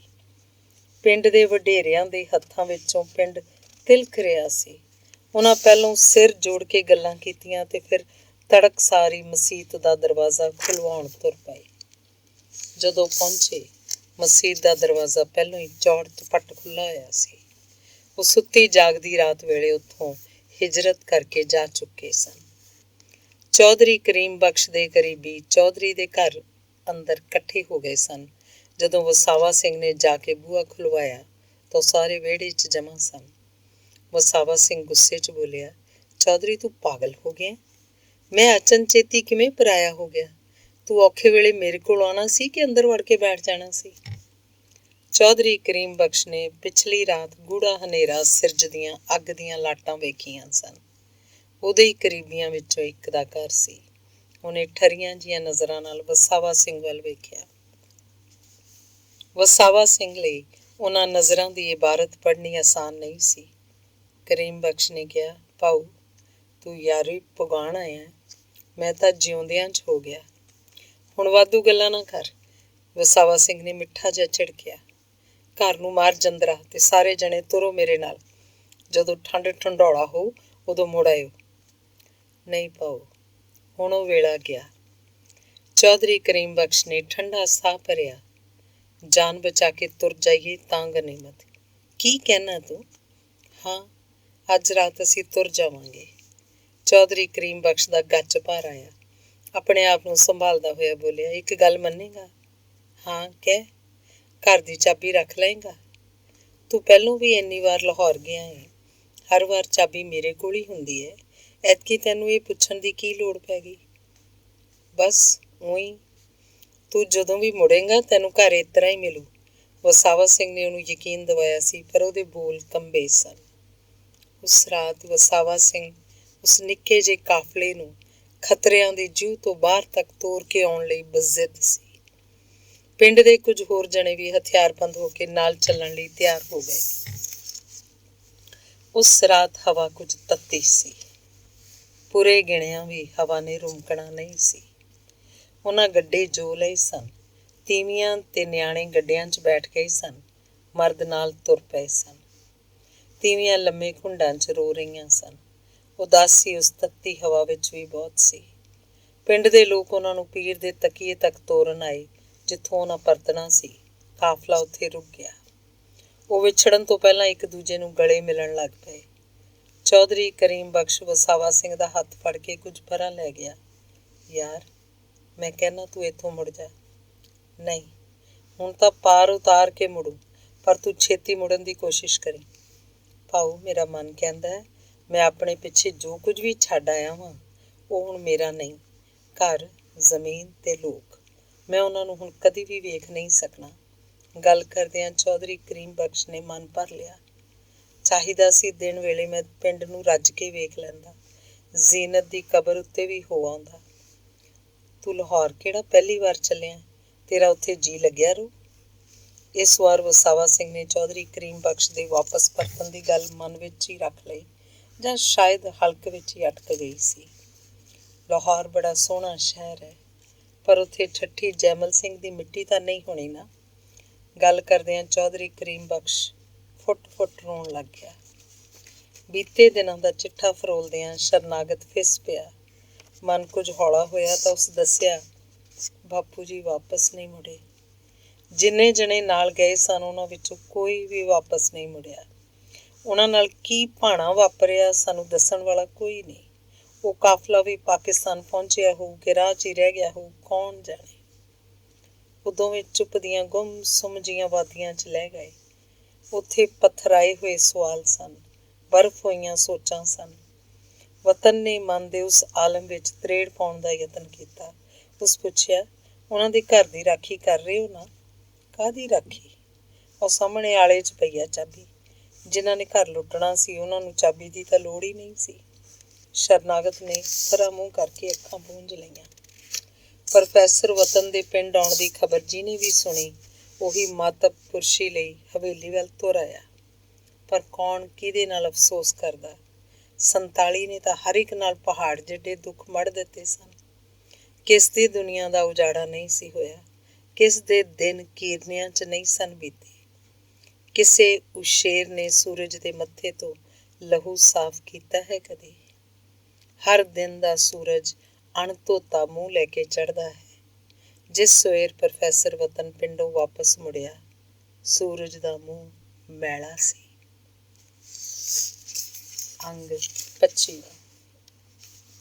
ਉਮਰ ਦੀ ਢਲਦੀ ਦੁਪਹਿਰ ਵੇਲੇ ਪ੍ਰੋਫੈਸਰ ਵਤਨ ਦਾ ਮਸਾਂ ਹੀ ਲਾਹੌਰ ਜਾਣ ਦਾ ਸਬੱਬ ਬਣਿਆ ਸੀ। 1947 ਵੇਲੇ ਦੋਵੇਂ ਧਿਰਾਂ ਬਰਦਾਸ਼ਤ ਦੀ ਇੰਤਹਾ ਵਿੱਚੋਂ ਲੰਘੀਆਂ ਸਨ। ਹੁਣ ਕੁਝ ਲੋਕ ਮੁਹੱਬਤ ਦੀ ਇੰਤਹਾ ਵਿੱਚੋਂ ਲੰਘਣਗੇ, ਪਰ ਉਹ ਇੰਤਹਾ ਵਤਨ ਲਈ ਨਹੀਂ ਸੀ। ਪ੍ਰੋਫੈਸਰ ਵਤਨ ਆਪਣੀ ਢਲਦੀ ਦੁਪਹਿਰ ਨੂੰ ਜਵਾਬਦੇਹ ਸੀ। ਗੌਰਮੈਂਟ ਕਾਲਜ ਲਾਹੌਰ ਦਾ 100 ਸਾਲਾ ਜਸ਼ਨ ਬਸ 3 ਕੁ ਦਿਨਾਂ ਦਾ ਜਲਵਾ ਸੀ। ਉਹ ਹਿੰਦੁਸਤਾਨ ਤੋਂ ਉਹਨਾਂ 3 ਕੁ ਦਿਨਾਂ ਲਈ ਨਹੀਂ ਸੀ ਤੁਰਿਆ। ਉਹ ਆਪਣੀ ਗੁਆਚੀ ਹੋਈ ਉਮਰ ਲੱਭਣ ਤੁਰਿਆ ਸੀ। ਕਾਲਜ ਵੱਲੋਂ ਓਲਡ ਬॉयਜ਼ ਦਾ ਰਹਿਣ ਦਾ ਪ੍ਰਬੰਧ ਸਿਰਫ 3 ਦਿਨ ਲਈ ਹੀ ਕੀਤਾ ਗਿਆ ਸੀ। ਉਸ ਤੋਂ ਪਿੱਛੋਂ ਓਲਡ ਬॉयਜ਼ ਨੇ ਆਪਣੇ ਖ਼ੁਆਬਾਂ ਦੀ ਧਰਤੀ ਤੋਂ ਰੁਖਸਤ ਹੋਣਾ ਸੀ। ਪਰ ਪ੍ਰੋਫੈਸਰ ਵਤਨ ਨੇ ਇਸ ਤਰ੍ਹਾਂ ਰੁਖਸਤ ਨਹੀਂ ਸੀ ਹੋਣਾ। ਉਸ ਤੋਂ ਪਿੱਛੋਂ ਹੀ ਉਹਨੇ ਉਹ ਬੂਹਾ ਤਲਾਸ਼ ਕਰਨਾ ਸੀ ਜਿਸ ਉੱਤੇ ਦਸਤਕ ਦੇ ਸਕੇ। ਬੂਹਾ ਕਿੱਥੇ ਸੀ? ਉਹ ਕਿਹੜੇ ਬੂਹੇ ਨੂੰ ਕਹੇਗਾ ਮੈਨੂੰ ਮੇਰੇ ਸੁਪਨੇ ਮੋੜ ਦਿਓ? ਉਹਦੇ ਕੋਲ ਕੋਈ ਸਿਰਨਾਵਾ ਨਹੀਂ ਸੀ। ਬੇਗਾਨਾ ਸ਼ਹਿਰ ਜੋ ਕਦੀ ਉਹਦਾ ਆਪਣਾ ਹੁੰਦਾ ਸੀ, ਹੁਣ ਅਜਨਬੀ ਵੀ ਸੀ। ਗੱਡੀ ਅੰਮ੍ਰਿਤਸਰ ਤੋਂ ਚੱਲ ਕੇ ਲਾਹੌਰ ਪਹੁੰਚਣ ਵਾਲੀ ਸੀ। ਲਾਹੌਰ ਸਟੇਸ਼ਨ ਦੇ ਪਲੇਟਫਾਰਮ ਨੰਬਰ 1 ਉੱਤੇ ਜਿਨ੍ਹਾਂ ਦੀ ਉਡੀਕ ਨੇ ਅੱਖਾਂ ਵਿਛਾਈਆਂ ਹੋਈਆਂ ਸਨ, ਉਹ ਬਾਰ-ਬਾਰ ਘੜੀ ਵੇਖ ਰਹੇ ਸਨ। ਉਡੀਕ ਦੇ ਪਲ ਲੰਮੇਰੇ ਸਨ। ਸ਼ਾਇਦ ਗੱਡੀ ਲੇਟ ਸੀ, ਸ਼ਾਇਦ ਸਮਾਂ ਕਿਸੇ ਖੋਬੇ ਵਿੱਚ ਫਸਿਆ ਹੋਇਆ ਸੀ। ਸੁਪਨਿਆਂ ਨੂੰ ਲੈ ਕੇ ਗੱਡੀ ਆਖਰਕਾਰ ਪਹੁੰਚ ਗਈ। ਖੁਸ਼ਾਮਦੀਦ, ਖੁਸ਼ਾਮਦੀਦ ਆਵਾਜ਼ਾਂ ਉੱਚੀਆਂ ਹੋਈਆਂ। ਗੇਂਦੇ ਦੇ ਹਾਰ ਫੜੀ। ਕੁਝ ਲੋਕ ਪ੍ਰਾਹੁਣਿਆਂ ਵੱਲ ਔਲੇ, ਆਪਣੀ ਪਛਾਣ ਵਾਲਿਆਂ ਨੂੰ ਲੱਭਣ ਲਈ ਕੁਝ ਅਗਾਂਹ ਵੱਲ ਤੁਰ ਪਏ ਤੇ ਕੁਝ ਪਿਛਾਂਹ ਵੱਲ। ਪ੍ਰੋਫੈਸਰ ਵਤਨ ਨੇ ਗੱਡੀ ਵਿੱਚੋਂ ਉਤਰ ਕੇ ਅਟੈਚੀ ਕੇਸ ਪਲੇਟਫਾਰਮ ਉੱਤੇ ਰੱਖਿਆ ਤੇ ਇੱਧਰ ਉੱਧਰ ਝਾਕਣ ਲੱਗ ਪਿਆ। ਵਤਨ? ਕੰਨਾਂ 'ਚ ਮਿਸ਼ਰੀ ਘੁਲ ਗਈ। ਉਸ ਪਲਟ ਕੇ ਤੱਕਿਆ। ਉਹਨੂੰ ਆਪਣੀਆਂ ਅੱਖਾਂ ਉੱਤੇ ਯਕੀਨ ਹੀ ਨਾ ਆਇਆ। ਗੁਆਚੇ ਹੋਏ ਸਿਰਨਾਵੇਂ ਨੇ ਉਹਦੇ ਸਾਹਮਣੇ ਆਕਾਰ ਕਿਵੇਂ ਲੈ ਲਿਆ ਸੀ। ਵਡੇਰੀ ਉਮਰ ਦੀ ਔਰਤ 100 ਵਿਸਵੇ ਜ਼ਰੀਨਾ ਹੀ ਸੀ। ਉਹ ਹੱਸ ਰਹੀ ਸੀ। ਉਹ ਹਾਸਾ ਬੇਪਛਾਣ ਨਹੀਂ ਸੀ। ਤੇਰੇ ਹੱਸਿਆਂ ਝੜਨ ਫੁੱਲ ਝੜੀਆਂ, ਇੱਕ ਵਾਰੀ ਹੱਸ ਕੇ ਵਿਖਾ। ਨਿੱਕੇ ਹੁੰਦਿਆਂ ਇਹੋ ਬੋਲੀ ਪਾ ਕੇ ਉਹ ਜ਼ਰੀਨਾ ਨੂੰ ਹੱਸਣ ਲਈ ਆਖਦਾ ਸੀ। ਅੱਜ ਵੀ ਜ਼ਰੀਨਾ ਦੇ ਹਾਸੇ ਦੀ ਤਾਬ ਉਹੀ ਸੀ। ਉਫ, ਉਦੋਂ ਵੀ ਕਿਸ ਤਰ੍ਹਾਂ ਵਿਛੜੇ ਸਨ ਤੇ ਅੱਜ ਕਿਸ ਤਰ੍ਹਾਂ ਮਿਲੇ ਸਨ। ਉਦੋਂ ਇੱਕ ਦੂਜੇ ਦੇ ਸਭ ਕੁਝ ਸਨ ਤੇ ਅੱਜ ਕੁਝ ਵੀ ਨਹੀਂ। ਇੱਕ ਦੇਸ਼ ਦੇ ਵਾਸੀ ਵੀ ਨਹੀਂ। ਗਲਵੱਕੜੀ 'ਚ ਲੈਣ ਲਈ ਉਹਦੀਆਂ ਬਾਹਾਂ ਖੁੱਲ੍ਹੀਆਂ ਪਰ ਸਿਮਟ ਗਈਆਂ। ਉਸ ਕੋਲ ਤਾਂ ਕੋਈ ਹੱਕ ਵੀ ਨਹੀਂ ਸੀ। ਅੱਖੀਆਂ ਤੈਨੂੰ ਚੁੰਮ ਸਕਣ ਦੂਰੋਂ ਦੂਰੋਂ, ਪਰ ਤਰਸਦੀ ਚੋ ਸਦਾ ਤਰਸਦੀ ਰਹੀ। ਜ਼ਰੀਨਾ ਦੀ ਇਹ ਗੱਲ ਵਤਨ ਨੂੰ ਅਚਾਨਕ ਯਾਦ ਆ ਗਈ। ਉਹਨੇ ਜ਼ਰੀਨਾ ਦੀਆਂ ਅੱਖਾਂ 'ਚ ਵੇਖਿਆ। ਜ਼ਰੀਨਾ ਉਹਦੀ ਅੱਜ ਵੀ ਕੁਝ ਜ਼ਰੂਰ ਸੀ। ਜ਼ਰੀਨਾ ਨੇ ਕਿਵੇਂ ਜਾਣ ਲਿਆ ਸੀ ਕਿ ਉਸ ਭਰੀ ਹੋਈ ਗੱਡੀ 'ਚ ਇੱਕ ਸ਼ਖਸ ਵਤਨ ਵੀ ਸੀ। ਵਤਨ ਉਲਝਣ ਵਿੱਚ ਸੀ। ਤੁਸੀਂ ਤੇ ਸੱਚੀ ਮੈਥੋਂ ਛੇਤੀ ਛੇਤੀ ਪਛਾਣੇ ਹੀ ਨਹੀਂ ਗਏ। ਜ਼ਰੀਨਾ ਸਾਹੋ ਸਾਹੀ ਹੋਈ ਪਈ ਸੀ। ਧੁੱਪ ਨਾਲ ਰੰਗ ਉੱਡਦੇ ਰਹਿੰਦੇ ਨੇ, ਰੰਗ ਬਦਲਦੇ ਰਹਿੰਦੇ ਨੇ। ਉਮਰ ਦਾ ਇੱਕ ਰੰਗ ਉਹਦੇ ਚਿਹਰੇ ਉੱਤੇ ਆ ਕੇ ਜੰਮ ਗਿਆ ਸੀ। ਵਰ੍ਹਿਆਂ ਦੀ ਵਿੱਥ ਦਾ ਇੱਕ ਰੰਗ ਜ਼ਰੀਨਾ ਦੀ ਤੱਕਣੀ 'ਚ ਸਮਾ ਗਿਆ ਸੀ। ਇੱਕ ਰੰਗ ਉਹਦੀ ਨਜ਼ਰ ਦੇ ਚੁੰਮਣ ਵਿੱਚ ਸੀ, ਜੋ ਜ਼ਰੀਨਾ ਦੀ ਸਰੀਰਕ ਛੋਹ ਲਈ ਤਰਸੀ ਸੀ। ਇੱਕ ਰੰਗ ਜ਼ਰੀਨਾ ਦੇ ਉਸ ਲਹਿਜੇ ਵਿੱਚ ਸੀ, ਜਿਹਨੇ ਵਤਨ ਨੂੰ ਤੂੰ ਤੋਂ ਤੁਸੀਂ ਬਣਾ ਦਿੱਤਾ ਸੀ। ਕਿੰਨਿਆਂ ਸਾਰਿਆਂ ਰੰਗਾਂ ਦੀ ਭੀੜ ਵਿੱਚ ਪ੍ਰੋਫੈਸਰ ਵਤਨ ਜ਼ਰੀਨਾ ਕੋਲੋਂ ਛੇਤੀ ਛੇਤੀ ਪਛਾਣਿਆ ਨਹੀਂ ਸੀ ਗਿਆ। ਜ਼ਰੀਨਾ ਗੱਲਾਂ ਕਰੀ ਜਾ ਰਹੀ ਸੀ ਤੇ ਪ੍ਰੋਫੈਸਰ ਵਤਨ ਬੁੱਤ ਬਣਿਆ ਉਹਦੇ ਵੱਲ ਇੱਕ ਟੱਕ ਵੇਖੀ ਜਾ ਰਿਹਾ ਸੀ। ਜ਼ਰੀਨਾ ਦੀਆਂ ਅੱਖਾਂ 'ਚ ਉਹ ਪੁਰਾਣੀ ਚਮਕ ਬਰਕਰਾਰ ਸੀ। ਉਹਦੇ ਗੋਰੇ ਰੰਗ ਉੱਤੇ ਉਮਰ ਦੀਆਂ ਫਿੱਕੀਆਂ ਫਿੱਕੀਆਂ ਲਕੀਰਾਂ ਉਘੜ ਆਈਆਂ ਸਨ। ਉਹਦੇ ਸਿਆਹ ਵਾਲਾਂ 'ਚ ਸਫੈਦੀ ਦੀਆਂ ਤਾਰਾਂ ਨੇ ਜਾਲ ਬੁਣ ਲਿਆ ਸੀ। ਜ਼ਰੀਨਾ ਤਾਂ ਫਿਰ ਵੀ ਜ਼ਰੀਨਾ ਸੀ। ਪਲੀਜ਼ ਤੁਸੀਂ ਇਸ ਤਰ੍ਹਾਂ ਨਾ ਮੇਰੇ ਵੱਲ ਵੇਖੋ। ਸਾਰੇ ਇੱਧਰ ਹੀ ਵੇਖ ਰਹੇ ਨੇ, ਜ਼ਰੀਨਾ ਨੇ ਹੱਸਦਿਆਂ ਹੱਸਦਿਆਂ ਕਿਹਾ। ਸਾਰੇ ਕੌਣ? ਆਪਣੇ ਆਲੇ ਦੁਆਲੇ ਵਾਲੇ ਇਹ ਸਾਰੇ ਪਾਕਿਸਤਾਨ ਦੇ ਲੋਕ, ਹਿੰਦੁਸਤਾਨ ਦੇ ਲੋਕ। ਵਤਨ ਹੱਸਿਆ। ਉਦੋਂ ਸਿਰਫ ਇੱਕੋ ਮੁਲਕ ਦੇ ਲੋਕਾਂ ਦਾ ਡਰ ਹੁੰਦਾ ਸੀ। ਆਓ ਹੁਣ ਆਪਾਂ ਤੁਰੀਏ ਇੱਥੋਂ। ਜ਼ਰੀਨਾ ਨੇ ਗੱਲ ਦਾ ਰੁਖ ਮੋੜਿਆ। ਤੁਹਾਨੂੰ ਬਾਕੀਆਂ ਨਾਲ ਵੀ ਤਾਂ ਮਿਲਾਵਾਂ। ਬਾਕੀ ਕੌਣ? ਜ਼ਰੀਨਾ ਦੇ ਜਵਾਬ ਤੋਂ ਪਹਿਲਾਂ ਤੌਕੀਰ ਨੇ ਉਹਨੂੰ ਬਾਹਾਂ 'ਚ ਜਕੜ ਲਿਆ। ਓਏ ਯਾਰ ਵੀ ਤਾਂ ਹੈਗਾ, ਪਹਿਲਾਂ ਮੈਨੂੰ ਮਿਲ। ਓਏ ਤੂੰ ਕਿੱਥੇ? ਭਾਈ ਜਾਨ, ਮੈਨੂੰ ਵੀ ਤਾਂ ਪਛਾਣ ਲਓ। ਰਜ਼ੀਆ ਹੱਸੀ ਸੀ ਤੇ ਫਿਰ ਵਤਨ ਦੇ ਕਲਾਵੇ 'ਚ ਆ ਗਈ ਸੀ। ਇਹ ਕੀ ਹੋ ਰਿਹਾ ਸੀ? ਵਤਨ ਜਿਵੇਂ ਕਿਸੇ ਪਰੀ ਲੋਕ ਦੀ ਤਲਿਸਮੀ ਜੂਹ 'ਚ ਪਹੁੰਚ ਗਿਆ ਹੋਵੇ। ਪਰ ਜ਼ਰੀਨਾ ਦਾ ਬੁਰਕਾ ਕਿੱਥੇ ਸੀ? ਰਜ਼ੀਆ ਨੰਗੇ ਮੂੰਹ ਕਿਉਂ ਸੀ? ਉਹਨੇ ਪਰਦਾ ਕਿਉਂ ਨਹੀਂ ਸੀ ਕੀਤਾ ਹੋਇਆ? ਤੇ ਤੌਕੀਰ ਰਜ਼ੀਆ ਦੇ ਨਾਲ ਕੀ ਕਰ ਰਿਹਾ ਸੀ? ਤੌਕੀਰ ਨੇ ਸ਼ਾਇਦ ਉਹਦੇ ਮਨ ਦੀ ਬੁੱਝ ਲਈ। ਉਹ ਹੱਸਿਆ। ਭਾਊ, ਰਜ਼ੀਆ ਸਿਰਫ ਤੇਰੀ ਆਪਾ ਹੀ ਨਹੀਂ, ਮੇਰੀ ਬੇਗਮ ਵੀ ਹੈ। ਇਹ ਕਿਹੋ ਜਿਹੀ ਜਾਦੂਗਰੀ ਸੀ? ਵਤਨ ਨੇ ਜਿਹਦੇ ਬਾਰੇ ਵੀ ਸੋਚਿਆ ਸੀ, ਉਹ ਪਲੇਟਫਾਰਮ ਉੱਤੇ ਹਾਜ਼ਰ ਹੋ ਗਿਆ ਸੀ। ਪਲੇਟਫਾਰਮ ਦੇ ਦੂਜੇ ਸਿਰੇ ਵੱਲੋਂ ਮੁੜ ਕੇ ਆਉਂਦੇ ਉਸ ਟੱਬਰ ਦੇ ਬਾਕੀ ਜੀਅ ਵੀ ਮਿਲ ਪਏ। ਫਿਰ ਉਹੀ ਰੰਗਾਂ ਦਾ ਝਗੜਾ। ਚੌਧਰੀ ਕਰੀਮ ਬਖਸ਼ ਨੂੰ ਮਸਾਂ ਪਛਾਣਿਆ ਵਤਨ ਨੇ। ਉਮਰ ਤੇ ਹਾਦਸਿਆਂ ਦੀਆਂ ਘੀਚ ਮਚੋਲਾਂ ਹੋਈਆਂ ਲਕੀਰਾਂ ਦਾ ਭਰਿਆ ਚਿਹਰਾ, ਬੱਗੀ ਦਾੜੀ, ਝੁਕੀ ਕਮਰ। ਉਹਦਾ ਵਜੂਦ ਕਿਤੇ ਬੀਤੇ ਦੀ ਕਹਾਣੀ ਦਾ ਖਰੜਾ ਸੀ। ਚੌਧਰੀ ਕਰੀਮ ਬਖਸ਼ ਅੰਤਾਂ ਦੇ ਚਾਅ ਨਾਲ ਵਤਨ ਨੂੰ ਮਿਲਿਆ। ਅਨੇਕ ਵਾਰ ਉਹਨੇ ਮੱਥਾ ਚੁੰਮਿਆ, ਅਨੇਕ ਵਾਰ ਵਤਨ ਨੂੰ ਆਪਣੇ ਨਾਲ ਘੁੱਟਿਆ। ਉਹਦੀਆਂ ਅੱਖਾਂ ਵਿੱਚ ਅੱਥਰੂ ਆਪ ਮੁਹਾਰੇ ਵਹਿੰਦੇ ਰਹੇ। ਜ਼ਰੀਨਾ ਦੇ ਪੁੱਤਰ ਸ਼ਕੀਲ ਨੂੰ ਕਲਾਵੇ 'ਚ ਲੈ ਕੇ ਪਿਆਰ ਦਿੱਤਾ ਵਤਨ ਨੇ। ਉਹਦੇ ਪੁੱਤਰ ਸਵਿੰਦਰ ਦੀ ਉਮਰ ਦਾ ਹੀ ਸੀ, ਮਸਾਂ 15 ਕੁ ਵਰ੍ਹਿਆਂ ਦਾ। ਸਲੀਮ ਕੁਰੈਸ਼ੀ ਵਤਨ ਨੂੰ ਦੋਸਤਾਂ ਵਾਂਗ ਹੀ ਗੁਲਵੱਕੜੀ ਪਾ ਕੇ ਮਿਲਿਆ। ਚੌਧਰੀ ਕਰੀਮ ਬਖਸ਼ ਦੇ ਅੰਦਰ ਹੜ੍ਹ ਆਇਆ ਹੋਇਆ ਸੀ, ਗੱਲਾਂ ਦਾ, ਭਾਵਾਂ ਦਾ। ਉਹਨੂੰ ਪਤਾ ਨਹੀਂ ਸੀ ਲੱਗ ਰਿਹਾ ਕਿ ਉਹ ਵਤਨ ਕੋਲੋਂ ਕਿਹੜੀ ਗੱਲ ਪਹਿਲਾਂ ਪੁੱਛੇ ਤੇ ਕਿਹੜੀ ਬਾਅਦ 'ਚ। ਜਜ਼ਬਾਤ ਉਹਨੂੰ ਗੱਲ ਕਰਨ ਤੋਂ ਵੀ ਵਰਜ ਰਹੇ ਸਨ। ਪੁੱਤਰ ਫਲਾਣਾ ਕਿਵੇਂ ਸੀ? ਤੇ ਸੱਚ ਫਲਾਣਾ ਤੇ ਉਹ ਜਿਹਦਾ ਭਲਾ ਜਿਹਾ ਨਾਂ ਸੀ। ਕਿਸੇ ਵੀ ਜਵਾਬ ਤੋਂ ਪਹਿਲਾਂ ਸਲੀਮ ਕੁਰੈਸ਼ੀ ਨੇ ਟੋਕ ਦਿੱਤਾ। ਅੱਬੂ, ਤੁਸੀਂ ਤਾਂ ਹੁਣੇ ਹੀ ਸਭ ਕੁਝ ਪੁੱਛ ਲੈਣਾ ਚਾਹੁੰਦੇ ਹੋ, ਜਿਵੇਂ ਸਭ ਕੁਝ ਪੁੱਛ ਕੇ ਵਤਨ ਨੂੰ ਸਟੇਸ਼ਨ ਤੋਂ ਹੀ ਵਾਪਸ ਭੇਜ ਦਿਓਗੇ। ਉਦੋਂ ਉਹਨਾਂ ਨੂੰ ਉੱਥੋਂ ਤੁਰਨ ਦਾ ਖਿਆਲ ਆਇਆ। ਉਹ ਸਾਰੇ ਜਣੇ ਉੱਥੇ ਸਨ। ਉਹ ਦ੍ਰਿਸ਼ ਕਿਸੇ ਭਾਰਤੀ ਫਿਲਮ ਦੇ ਆਖਰੀ ਸੀਨ ਵਰਗਾ ਸੀ। ਕਹਾਣੀ ਦੇ ਸਾਰੇ ਪਾਤਰ ਇੱਕ ਥਾਂ ਇਕੱਠੇ ਹੋ ਗਏ ਸਨ। ਸਭ ਕੁਝ ਠੀਕ ਹੋਣ ਪਿੱਛੋਂ ਹਿੰਦੁਸਤਾਨੀ ਫਿਲਮਾਂ ਦੇ ਅੰਤ ਵਿੱਚ ਇਸ ਤਰ੍ਹਾਂ ਹੀ ਹੁੰਦਾ। ਸਾਰਿਆਂ ਦੀ ਇਕੱਠਿਆਂ ਦੀ ਤਸਵੀਰ ਉਤਰ ਜਾਂਦੀ ਸੀ। ਨਿੱਕੇ ਨਿੱਕੇ ਮਖੌਲ ਵੀ ਹੁੰਦੇ ਸਨ ਤੇ ਫਿਰ ਕੋਈ ਬਜ਼ੁਰਗ ਕਿਸੇ ਦੀ ਗੁਆਚੀ ਹੋਈ ਮੁਹੱਬਤ ਦਾ ਹੱਥ ਉਹਦੇ ਹੱਕਦਾਰ ਦੇ ਹੱਥ 'ਚ ਦੇ ਦਿੰਦਾ ਸੀ ਤੇ ਫਿਲਮ ਮੁੱਕ ਜਾਂਦੀ ਸੀ। ਦ੍ਰਿਸ਼ ਭਾਵੇਂ ਉਹੀ ਸੀ, ਪਰ ਜ਼ਰੀਨਾ ਤੇ ਵਤਨ ਦੀ ਕਹਾਣੀ ਇਸ ਤਰ੍ਹਾਂ ਨਹੀਂ ਸੀ ਮੁੱਕਣੀ। ਅੰਗ 26। ਉਸ ਘਰ ਦੀ ਖੁੱਲ੍ਹ ਡੁੱਲ ਹਿੰਦੁਸਤਾਨ ਵਰਗੀ ਸੀ। ਪਰਦੇ ਮੁੱਕ ਗਏ ਸਨ, ਪਰਦਾਦਾਰੀਆਂ ਮੁੱਕ ਗਈਆਂ ਸਨ। ਔਰਤਾਂ ਤੇ ਮਰਦ ਇੱਕੋ ਕਮਰੇ 'ਚ ਬੈਠ ਕੇ ਗੱਲਾਂ ਕਰ ਰਹੇ ਸਨ, ਹੱਸ ਰਹੇ ਸਨ। ਬਹੁਤ ਦੇਰ ਤੱਕ ਤਾਂ ਵਤਨ ਨੂੰ ਇਹ ਵੀ ਪਤਾ ਨਹੀਂ ਸੀ ਲੱਗਾ ਕਿ ਉਹ ਤੌਕੀਰ ਦੇ ਘਰ ਬੈਠਾ ਹੋਇਆ ਸੀ ਕਿ ਜ਼ਰੀਨਾ ਦੇ ਘਰ। ਸਾਰੇ ਰਾਹ ਚੌਧਰੀ ਕਰੀਮ ਬਖਸ਼ ਵਤਨ ਦੇ ਬਾਪੂ ਦੀਆਂ ਹੀ ਗੱਲਾਂ ਕਰਦਾ ਆਇਆ। ਅਫਸਰ ਮਿਲਿਆ ਤਾਂ ਫੇਰ ਪੂਣੀ ਛੋਹ ਲਈ। ਤੂੰ ਨਹੀਂ ਜਾਣਦਾ ਪੁੱਤਰ, ਅੱਜ ਮੈਂ ਕਿਸ ਤਰ੍ਹਾਂ ਮਹਿਸੂਸ ਕਰ ਰਿਹਾ ਵਾਂ। ਠੱਠੀ ਜੈਮਲ ਸਿੰਘ ਤੇ ਉੱਥੋਂ ਦੇ ਹਰ ਜੀਅ ਨਾਲ ਮੇਰਾ ਰਿਸ਼ਤਾ ਬਹੁਤ ਗੂੜਾ ਸੀ। ਬਚਪਨ ਤੋਂ ਲੈ ਕੇ ਬੁਢਾਪੇ ਤੱਕ ਜੋ ਵੀ ਯਾਦ ਰੱਖਣ ਗੋਚਰ ਜਾਪਦਾ, ਉਹ ਠੱਠੀ ਜੈਮਲ ਸਿੰਘ ਤੇ ਉੱਥੋਂ ਦੇ ਲੋਕਾਂ ਨਾਲੋਂ ਬਿਲਕੁਲ ਵੀ ਵੱਖਰਾ ਨਹੀਂ। ਉਸ ਪਿੰਡ ਨੇ ਮੈਨੂੰ ਇੱਜ਼ਤ ਦਿੱਤੀ, ਮਾਣ ਦਿੱਤਾ। ਜਦੋਂ ਆਪਣੇ ਹੀ ਆਪਣੇ ਨਹੀਂ ਸਨ, ਉਸ ਪਿੰਡ ਨੇ ਆਪਣਾ ਬਣਾ ਕੇ ਮੈਨੂੰ ਤੇ ਮੇਰੇ ਭਾਈਚਾਰੇ ਨੂੰ ਜ਼ਿੰਦਗੀ ਦਿੱਤੀ। ਚੌਧਰੀ ਕਰੀਮ ਬਖਸ਼ ਨੇ ਲੰਮਾ ਸਾਹ ਭਰਿਆ ਤੇ ਭਰੇ ਗਲੇ ਨਾਲ ਬੋਲਿਆ, ਵਸਾਵਾ ਸਿੰਘ ਵਰਗੇ ਬੰਦੇ ਘਰ ਘਰ ਨਹੀਂ ਜੰਮਦੇ।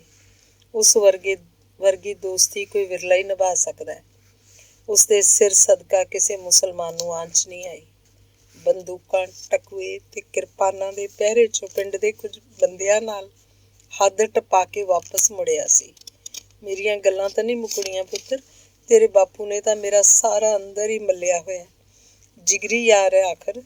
ਤੂੰ ਮੈਨੂੰ ਉਹਦੀਆਂ ਗੱਲਾਂ ਦੱਸ। ਜਿਹੜੀ ਗੱਲ ਨੂੰ ਵਤਨ ਅੱਖੋਂ ਪਰੋਖੇ ਕਰਨ ਦਾ ਯਤਨ ਕਰ ਰਿਹਾ ਸੀ, ਇਹ ਉਸੇ ਗੱਲ ਦੇ ਸਨਮੁਖ ਹੋਣ ਦਾ ਵੇਲਾ ਸੀ। ਵਤਨ ਨੇ ਹੌਕਾ ਭਰਿਆ। ਤੁਹਾਤੋਂ ਵਿਦਾ ਹੋ ਕੇ ਬਾਪੂ ਜੀ ਤੇ ਬਾਕੀ ਜਣੇ ਵਾਪਸ ਪਿੰਡ ਨਹੀਂ ਪਹੁੰਚੇ। ਅਸੀਂ ਤਾਂ ਇਹੋ ਸੋਚਦੇ ਰਹੇ ਕਿ ਸ਼ਾਇਦ ਪੂਰੇ ਦਾ ਪੂਰਾ ਕਾਫਲਾ ਹੀ। ਵਤਨ ਦਾ ਗੱਚ ਭਰ ਆਇਆ। ਅਧੂਰੀ ਰਹਿ ਗਈ ਗੱਲ ਦਰਅਸਲ ਪੂਰੀ ਹੋ ਚੁੱਕੀ ਸੀ।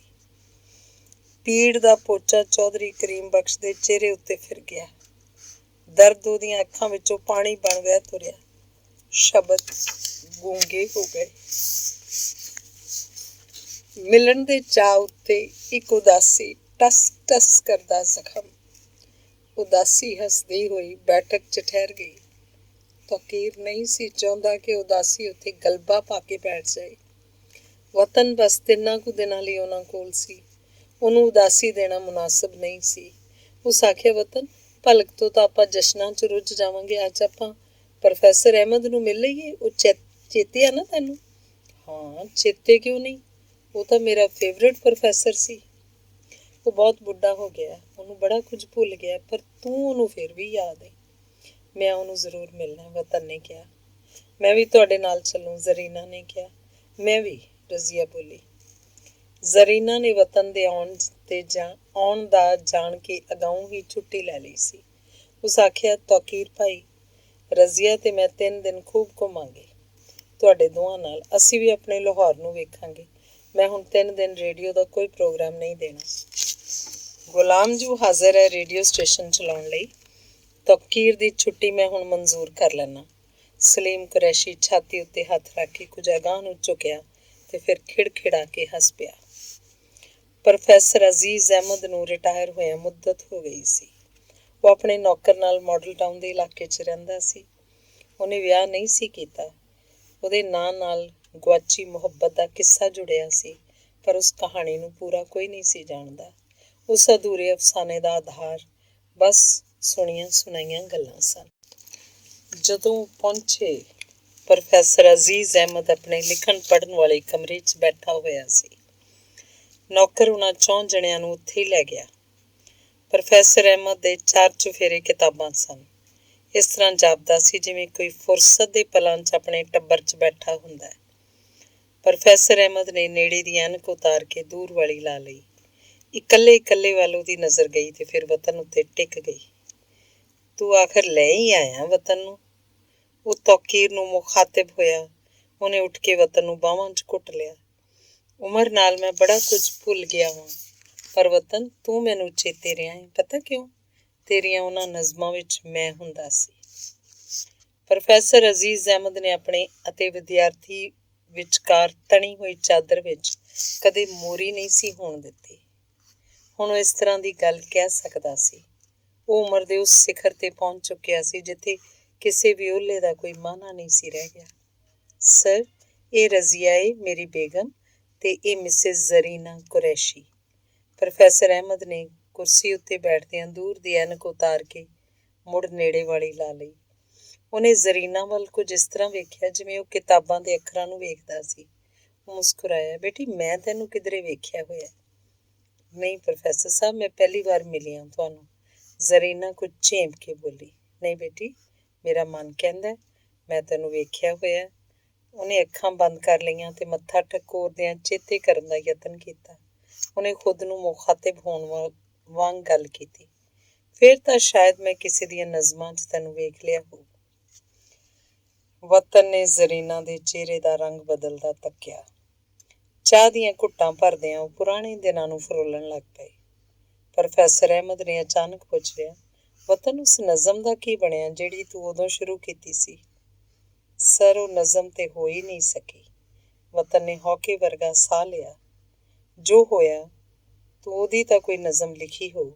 ਤੂੰ ਉਹੀ ਨਜ਼ਮ ਸੁਣਾ ਦੇ। ਪ੍ਰੋਫੈਸਰ ਅਹਿਮਦ ਨੇ ਜ਼ੋਰ ਦੇ ਕੇ ਕਿਹਾ। ਪਲੀਜ਼ ਭਾਈਜਾਨ, ਜ਼ਰੂਰ ਸੁਣਾਓ, ਰਜ਼ੀਆ ਬੋਲੀ। ਇਰਸ਼ਾਦ, ਤੌਕੀਰ ਨੇ ਕਿਹਾ ਤੇ ਫਿਰ ਚੁੱਪ ਵਰਤ ਗਈ। ਕੁਝ ਛਿਣਾਂ ਪਿੱਛੋਂ ਵਤਨ ਦੀ ਆਵਾਜ਼ ਉੱਭਰੀ। ਉਹਨੇ ਰਿਸ਼ਤਾ ਕੱਚੀ ਪੈਨਸਲ ਨਾਲ ਲਿਖਿਆ ਤੇ ਫਿਰ ਰਬੜ ਨਾਲ ਮੇਟ ਦਿੱਤਾ। ਜੋ ਲਹੂ ਨਾਲ ਲਿਖਿਆ ਦਰਅਸਲ ਹੋਲੀ ਦਾ ਰੰਗ ਸੀ। ਜਸ਼ਨ ਪਿੱਛੋਂ ਕਿਧਰੇ ਵੀ ਨਹੀਂ ਦਿਸਿਆ, ਨਾ ਕਾਗਜ਼ ਉੱਤੇ ਨਾ ਮਨ ਉੱਤੇ। ਨਜ਼ਮ ਸੁਣਾਉਂਦਿਆਂ ਵਤਨ ਨੇ ਅਚਨਚੇਤੀ ਚੁੱਪ ਵੱਟ ਲਈ। ਬਾਕੀਆਂ ਦੀ ਚੁੱਪ ਵੀ ਉਸੇ ਚੁੱਪ ਵਿੱਚ ਸ਼ਾਮਲ ਹੋ ਗਈ। ਜ਼ਰੀਨਾ ਨੇ ਨਮ ਹੋਈਆਂ ਅੱਖਾਂ ਨੂੰ ਪੋਟਿਆਂ ਨਾਲ ਮਲਿਆ। ਇਹ ਨਜ਼ਮ ਮੈਥੋਂ ਹੋਰ ਨਹੀਂ ਸੁਣਾਈ ਜਾਣੀ। ਵਤਨ ਡੱਡੋ ਲਿਖਾ ਹੋਇਆ ਬੋਲਿਆ। ਇੱਥੇ ਆ ਕੇ ਝੂਠੀ ਪੈ ਗਈ ਹੈ ਨਜ਼ਮ। ਐਵੇਂ ਵਕਤੀ ਜਿਹਾ ਖਿਆਲ ਸੀ। ਮੈਨੂੰ ਇਹ ਨਜ਼ਮ ਲਿਖਣੀ ਨਹੀਂ ਸੀ ਚਾਹੀਦੀ। ਉਸ ਸ਼ਾਮ ਪ੍ਰੋਫੈਸਰ ਅਜ਼ੀਜ਼ ਅਹਿਮਦ ਦੀ ਛੱਤ ਹੇਠ ਚੁੱਪ ਬਹੁਤ ਭਾਰੀ ਹੋ ਗਈ। ਉਹ ਚੁੱਪ ਬੱਦਲ ਵਾਂਗੂ ਵਰ ਵੀ ਸਕਦੀ ਸੀ। ਇਹ ਵੀ ਗਨੀਮਤ ਹੀ ਸੀ ਕਿ ਕਿਣਮਿਣ ਨਹੀਂ ਹੋਈ। ਅੰਗ 27ਵਾਂ। 100 ਸਾਲਾ ਜਸ਼ਨ ਦਾ ਅੱਖੀਂ ਡਿੱਠਾ ਹਾਲ ਰੇਡੀਓ ਤੋਂ ਪ੍ਰਸਾਰਿਆ ਜਾਣਾ ਸੀ। ਤੌਕੀਰ ਨੇ ਬ੍ਰਾਡਕਾਸਟਿੰਗ ਦੇ ਇੰਤਜ਼ਾਮ ਵੇਖਣੇ ਸਨ। ਇਸੇ ਲਈ ਤੌਕੀਰ ਤੇ ਵਤਨ ਵੇਲੇ ਤੋਂ ਬਹੁਤ ਪਹਿਲਾਂ ਹੀ ਕਾਲਜ ਪਹੁੰਚ ਗਏ। ਤੌਕੀਰ ਆਪਣੇ ਕੰਮ ਵਿੱਚ ਰੁੱਝ ਗਿਆ ਤਾਂ ਵਤਨ ਕਾਲਜ ਵਿੱਚੋਂ ਖੁਦ ਨੂੰ ਲੱਭਣ ਤੁਰ ਪਿਆ। ਵਤਨ ਪੂਰੇ 24 ਵਰ੍ਹਿਆਂ ਪਿੱਛੋਂ ਲਾਹੌਰ ਆਇਆ ਸੀ। ਇਹ ਉਹਦੇ ਮਨ 'ਚ ਵਸਿਆ ਹੋਇਆ ਸ਼ਹਿਰ ਸੀ। ਕਾਲਜ ਦੇ ਦਿਨ ਉਹਦੇ ਸੁਪਨਿਆਂ ਦੇ ਦਿਨ ਸਨ। ਬਾਹਰ ਲਾਨ 'ਚ ਖਲੋ ਕੇ ਉਹਨੇ ਕਾਲਜ ਦੇ ਉੱਚੇ ਮੁਨਾਰਿਆਂ ਨੂੰ ਵੇਖਿਆ। ਉਹਨਾਂ ਮੁਨਾਰਿਆਂ ਨੇ ਵਤਨ ਨੂੰ ਉੱਥੇ ਤੁਰਦਿਆਂ ਫਿਰਦਿਆਂ ਵੇਖਿਆ ਸੀ। ਉਹ ਸਾਰੇ ਜਾਣਦੇ ਸਨ ਵਤਨ ਨੂੰ। ਉਹਨੇ ਕਾਲਜ ਦੀਆਂ ਪੁਰਾਣੀਆਂ ਕੰਧਾਂ ਨਾਲ ਗੱਲਾਂ ਕੀਤੀਆਂ। ਉਹਨੇ ਭੁਰ ਰਹੀਆਂ ਇੱਟਾਂ ਨੂੰ ਹੱਥਾਂ ਨਾਲ ਪਲੋਸਿਆ। ਉਹਨਾਂ ਰੁੱਖਾਂ ਨੂੰ ਵੀ ਮਿਲਿਆ ਜਿਨ੍ਹਾਂ ਹੇਠ ਬੈਠਦਾ ਰਿਹਾ ਸੀ। ਉਹ ਪੁਰਾਣੇ ਕਲਾਸਰੂਮ 'ਚ ਵੀ ਗਿਆ। ਉਹਨੇ ਦੂਸਰੀ ਕਤਾਰ ਦੇ 5ਵੇਂ ਡੈਸਕ ਨੂੰ ਹੱਥ ਲਾ ਕੇ ਵੇਖਿਆ ਤੇ ਫਿਰ ਉੱਥੇ ਬੈਠ ਗਿਆ। ਉੱਥੋਂ ਉੱਠ ਕੇ ਉਹ ਲਾਇਬ੍ਰੇਰੀ 'ਚ ਚਲਾ ਗਿਆ। ਉੱਥੇ ਉਹਨੇ ਖਾਸ ਕਿਤਾਬਾਂ ਨੂੰ ਸ਼ੈਲਫ ਵਿੱਚੋਂ ਲੱਭਿਆ। ਉਹਨਾਂ ਕਿਤਾਬਾਂ ਦੇ ਵਰਕੇ ਉਹ ਥੱਲੇ ਉਹਨੇ ਕੁਝ ਸਫ਼ਿਆਂ ਉੱਤੇ ਆਪਣੀਆਂ ਪੁਰਾਣੀਆਂ ਨਿਸ਼ਾਨੀਆਂ ਵੀ ਵੇਖ ਲਈਆਂ। ਉਹਨੇ ਤਸੱਲੀ ਦਾ ਸਾਹ ਭਰਿਆ। ਉਹ ਉੱਥੇ ਹੀ ਸੀ, ਕਿਧਰੇ ਵੀ ਨਹੀਂ ਸੀ ਗਿਆ। ਖੇਡ ਦੇ ਦੂਰ ਵਾਲੇ ਮੈਦਾਨ 'ਚ ਘਾਹ ਪਹਿਲਾਂ ਵਾਂਗ ਹੀ ਸੀ, ਕੁਝ ਹਰਾ ਹਰਾ, ਕੁਝ ਸੁੱਕਾ ਸੁੱਕਾ। ਇਸੇ ਘਾਹ ਉੱਤੇ ਬੈਠ ਕੇ ਉਹ ਜ਼ਰੀਨਾ ਨੂੰ ਯਾਦ ਕਰਦਾ ਹੁੰਦਾ ਸੀ। ਜ਼ਰੀਨਾ ਦੀ ਕਲਪਨਾ 'ਚ ਉਹ ਇੰਨਾ ਵਹਿ ਜਾਂਦਾ ਸੀ ਕਿ ਦਿਲ ਦੀ ਧੜਕਣ ਤੇਜ਼ ਹੋ ਜਾਂਦੀ ਸੀ। ਉਹਨੇ ਉੱਥੇ ਬੈਠ ਕੇ ਘਾਹ ਨੂੰ ਪੁੱਛਿਆ, ਪਛਾਣਦਾ ਏ ਨਾ ਮੈਨੂੰ? ਘਾਹ ਬੋਲਿਆ ਨਹੀਂ ਸੀ। ਮਾਜ਼ੀ ਤਾਂ ਭੇਤਾਂ ਭਰੀ ਦੁਨੀਆ ਸੀ, ਜਿਹਦੀਆਂ ਗਲੀਆਂ ਬੜੀਆਂ ਤੰਗ ਸਨ। ਉਹ ਭੁੱਲ ਭੁਲਈਆਂ ਵਾਲੀਆਂ ਗੁੰਝਲਦਾਰ ਗਲੀਆਂ ਸਨ। ਉਹ ਚੇਤੇ ਹੀ ਉਹਨਾਂ ਗਲੀਆਂ ਦੇ ਸਫ਼ਰ ਵੱਲ ਤੁਰ ਪਿਆ ਸੀ। ਪਿਛਲੇ ਕੁਝ ਚਿਰ ਵਿੱਚ ਹੀ ਉਹਨੇ ਇੱਕ ਯੁੱਗ ਨੂੰ ਸਿਰ ਉੱਤੇ ਧਰ ਲਿਆ ਸੀ। ਤੌਕੀਰ ਵਿਹਲਾ ਹੋਇਆ ਤਾਂ ਦੋਹਾਂ ਨੇ ਕਾਲਜ ਦੀ ਕੰਟੀਨ ਵਿੱਚ ਬੈਠ ਕੇ ਰਜ਼ੀਆ ਤੇ ਜ਼ਰੀਨਾ ਨੂੰ ਉਡੀਕਿਆ। ਹਾਲ ਦੇ ਅੰਦਰ ਜਸ਼ਨ ਸ਼ੁਰੂ ਹੋ ਚੁੱਕੇ ਸਨ। ਦੇਸ਼ ਵਿਦੇਸ਼ ਤੋਂ ਜਿੰਨੇ ਵੀ ਲੋਕ ਆਏ ਸਨ, ਉਹ ਜਸ਼ਨ ਲਈ ਨਹੀਂ, ਮਾਜ਼ੀ ਲਈ ਆਏ ਸਨ। ਇਸੇ ਕਾਰਨ ਹਾਲ ਦੇ ਅੰਦਰ ਭੀੜ ਘੱਟ ਸੀ ਤੇ ਬਾਹਰ ਜ਼ਿਆਦਾ। ਜ਼ਰੀਨਾ ਤੇ ਰਜ਼ੀਆ ਪਹੁੰਚੀਆਂ ਤਾਂ ਸੜਕਾਂ ਨਾਲ ਗੱਲਾਂ ਕਰਨ ਲਈ ਉੱਥੋਂ ਨਿਕਲ ਤੁਰੇ। ਸ਼ਹਿਰ ਓਪਰਾ ਹੋ ਚੁੱਕਿਆ ਸੀ, ਟ੍ਰੈਫਿਕ ਵੱਧ ਗਈ ਸੀ, ਪਹਿਰਾਵਾ ਬਦਲ ਰਿਹਾ ਸੀ, ਬੁਰਕਿਆਂ ਦੀ ਗਿਣਤੀ ਘੱਟ ਗਈ ਸੀ। ਨੰਗੇ ਚਿਹਰਿਆਂ ਵਾਲੀਆਂ ਔਰਤਾਂ ਆਮ ਦਿਸ ਰਹੀਆਂ ਸਨ। ਪੱਗਾਂ ਵਾਲੇ ਉੱਥੋਂ ਮੁੱਕ ਗਏ ਸਨ। ਵਤਨ ਦੀ ਪੱਗ ਨੂੰ ਲੋਕ ਅਚੰਭੇ ਭਰੀਆਂ ਨਜ਼ਰਾਂ ਨਾਲ ਵੇਖ ਰਹੇ ਸਨ। ਪਾਨ ਦੀ ਪੀਕ ਨਾਲ ਭਰੀਆਂ ਹੋਈਆਂ ਕੰਧਾਂ ਵਾਲਾ ਰੀਗਲ ਬੁੱਢਾ ਹੋ ਚੁੱਕਿਆ ਸੀ। ਵਤਨ ਤੇ ਤੌਕੀਰ ਨੇ ਉੱਥੇ ਬਹੁਤ ਫਿਲਮਾਂ ਵੇਖੀਆਂ ਸਨ। ਉਹਨਾਂ ਦੀ ਐਸ਼ੀ ਵਿੱਚ ਸੁਰੈਣਾ ਵੀ ਕਈ ਵਾਰ ਸ਼ਾਮਲ ਹੋਇਆ ਸੀ। ਉਦੋਂ ਫਿਲਮ ਦੇ ਪ੍ਰਚਾਰ ਦਾ ਢੰਗ ਵੀ ਅਲੋਕਾਰ ਹੁੰਦਾ ਸੀ। ਸਵੇਰੇ 10 ਕੁ ਵਜੇ ਰੀਗਲ ਸਿਨੇਮੇ ਦੇ ਗੇਟ ਕੀਪਰ ਫਿਲਮ ਦੀ ਤਸਵੀਰਾਂ ਵਾਲੇ 2-3 ਬੋਰਡ ਚੁੱਕੀ ਸੜਕ ਉੱਤੇ ਆ ਜਾਂਦੇ ਸਨ। ਉਹਨਾਂ ਵਿੱਚੋਂ ਇੱਕ ਦੇ ਗਲ 'ਚ ਢੋਲ ਹੁੰਦਾ ਸੀ, ਇੱਕ ਹੋਰ ਕੋਲ 2 ਵੱਡੇ ਛਣਕਣੇ। ਢੋਲ ਦੀ ਤਾਲ ਨਾਲ ਉਹ ਛਣਕਣੇ ਛਣਕਾਉਂਦਾ ਸੀ। ਢੋਲ ਕੁਝ ਚਿਰ ਵੱਜਣ ਪਿੱਛੋਂ ਬੰਦ ਹੋ ਜਾਂਦਾ ਸੀ ਤਾਂ ਛਣਕਣਿਆਂ ਵਾਲਾ ਮੁਨਾਦੀ ਕਰਦਾ ਸੀ, ਰੀਗਲ ਟਾਕੀ ਅੱਡੇ ਵਿੱਚ ਗਾਉਣ ਬੋਲਣ ਵਾਲਾ ਸ਼ਾਨਦਾਰ ਡਰਾਮਾ ਸ਼ਬਿਸਤਾਨ ਸ਼ਬਿਸਤਾਨ ਸ਼ਬਿਸਤਾਨ। मार कुटाई और कसीटा कसीटी से भरपूर। पहला शो 3 ਵਜੇ, ਦੂਜਾ ਸ਼ੋ 6 ਵਜੇ ਤੇ ਤੀਜਾ ਅੱਜ ਹੀ ਵੇਖੋ ਕਿਤੇ ਪਛਤਾਉਣਾ ਨਾ ਪਵੇ। ਉਹ ਇਸੇ ਤਰ੍ਹਾਂ ਹੀ ਮੁਨਾਦੀ ਸ਼ਹਿਰ 'ਚ ਕਰਦੇ ਤੁਰੇ ਫਿਰਦੇ ਤੇ ਸ਼ੋ ਸ਼ੁਰੂ ਹੋਣ ਤੋਂ ਪਹਿਲਾਂ ਪਰਤ ਆਉਂਦੇ। ਸਿਨੇਮਾ ਵਾਲਿਆਂ ਦੀ ਮੁਨਾਦੀ ਨਾਲ ਤੌਕੀਰ ਤੇ ਵਤਨ ਦੇ ਦਿਲ ਵਿੱਚ ਕੁਝ ਖੁਤਰੂ ਹੋਣ ਲੱਗ ਪੈਂਦਾ ਸੀ ਤੇ ਫਿਰ ਉਹ ਸਾਰੇ ਕੰਮ ਛੱਡ ਕੇ ਫਿਲਮ ਵੇਖਣ ਲਈ ਤੁਰ ਪੈਂਦੇ ਸਨ। ਉਹਨਾਂ ਰੀਗਲ ਸਿਨੇਮਾ ਵਿੱਚ ਪਤਾ ਨਹੀਂ ਕਿਹੋ ਜਿਹੀਆਂ ਫਿਲਮਾਂ ਵੇਖ ਲਈਆਂ ਸਨ। ਉਹਨਾਂ ਉੱਤੇ ਅਵਾਰਗੀ ਦਾ ਨਸ਼ਾ ਤਾਰੀ ਸੀ। ਜਦੋਂ ਉਹਨਾਂ ਨੂੰ ਭੁੱਖ ਲੱਗੀ ਤਾਂ ਉਹਨਾਂ ਪੁਰਾਣੀ ਅਨਾਰਕਲੀ ਦੀ ਇੱਕ ਦੁਕਾਨ ਉੱਤੇ ਪੂਰੀਆਂ ਕਚੌਰੀਆਂ ਖਾ ਲਈਆਂ। ਉਹ ਪੁਰਾਣੇ ਨਿਸ਼ਾਨਾਂ ਦੀ ਪੈੜ ਉੱਤੇ ਮੁੜ ਤੁਰ ਪਏ। ਉਸ ਪੈੜ ਦੇ ਸਿਰੇ ਉੱਤੇ ਇੱਕ ਉਹ ਕਮਰਾ ਸੀ ਜਿਹਦੇ ਨਾਲ ਵਤਨ ਦੀ ਜ਼ਿੰਦਗੀ ਦੀ ਵਿਸ਼ੇਸ਼ ਘਟਨਾ ਜੁੜੀ ਹੋਈ ਸੀ। ਜੇ ਵਤਨ ਕੋਈ ਬਾਦਸ਼ਾਹ ਹੁੰਦਾ ਤਾਂ ਉਹ ਕਮਰਾ ਉਹਦੇ ਰਾਜ ਦੀਆਂ ਕੁਝ ਕੁ ਇਤਿਹਾਸਿਕ ਇਮਾਰਤਾਂ ਵਿੱਚੋਂ ਇੱਕ ਹੋਣਾ ਸੀ। ਠੱਕ ਠੱਕ ਤੌਕੀਰ ਨੇ ਉਸ ਘਰ ਦੇ ਬੂਹੇ ਉੱਤੇ ਦਸਤਕ ਦਿੱਤੀ। ਘਰ ਦੀ ਸੁਆਣੀ ਨੇ ਦਰਵਾਜ਼ਾ ਖੋਲ੍ਹਿਆ ਤਾਂ ਉਹਦੇ ਚਿਹਰੇ ਉੱਤੇ ਸਵਾਲ ਸੀ। ਉਹਦੀ ਨਜ਼ਰ ਵਤਨ ਉੱਤੇ ਟਿਕੀ ਤਾਂ ਸਵਾਲ ਮੁਸਕਰਾਹਟ 'ਚ ਬਦਲ ਗਿਆ। ਵਤਨ ਨੇ ਆਪਣਾ ਪੁਰਾਣਾ ਕਮਰਾ ਵੇਖਣ ਦੀ ਇੱਛਾ ਜ਼ਾਹਰ ਕੀਤੀ ਤਾਂ ਹੱਸ ਪਈ। ਮੇਰੇ ਧੰਨ ਭਾਗ, ਜਿੰਦ ਦੀ ਭਟਕਣਾ ਵਿੱਚ ਵੀ ਸ਼ਾਇਦ ਕੋਈ ਤ੍ਰਿਪਤੀ ਸੀ। ਉਹ ਕਮਰਾ ਬਦਲ ਚੁੱਕਿਆ ਸੀ। ਪਿਆਰ ਦੀ ਇਬਾਰਤ ਉੱਤੇ ਕਦੋਂ ਦੀ ਕੂਚੀ ਫਿਰ ਚੁੱਕੀ ਸੀ। ਘਰ ਦੀ ਸੁਆਣੀ ਤੋਂ ਛੁੱਟੀ ਲੈ ਉਹ ਬਾਹਰ ਆਏ ਤਾਂ ਮੌਸਮ ਕੁਝ ਬਦਲ ਗਿਆ। ਹਵਾ ਰੁਮਕਣ ਲੱਗ ਪਈ ਸੀ। ਉਸ ਹਵਾ 'ਚ ਮਿੱਠਾ ਦਰਦ ਸੀ। ਤੌਕੀਰ ਤੇ ਰਜ਼ੀਆ ਸ਼ਾਇਦ ਜਾਣ ਬੁੱਝ ਕੇ ਉਹਨਾਂ ਦੋਹਾਂ ਤੋਂ ਕੁਝ ਕਦਮ ਅੱਗੇ ਹੋ ਗਏ ਸਨ।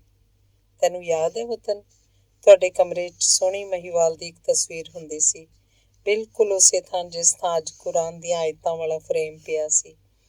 ਜ਼ਰੀਨਾ ਨੇ ਪੁਰਾਣੇ ਚੇਤੇ ਦੀ ਗੱਲ ਛੋਈ ਸੀ। ਹਾਂ, ਯਾਦ ਹੈ ਮੈਨੂੰ।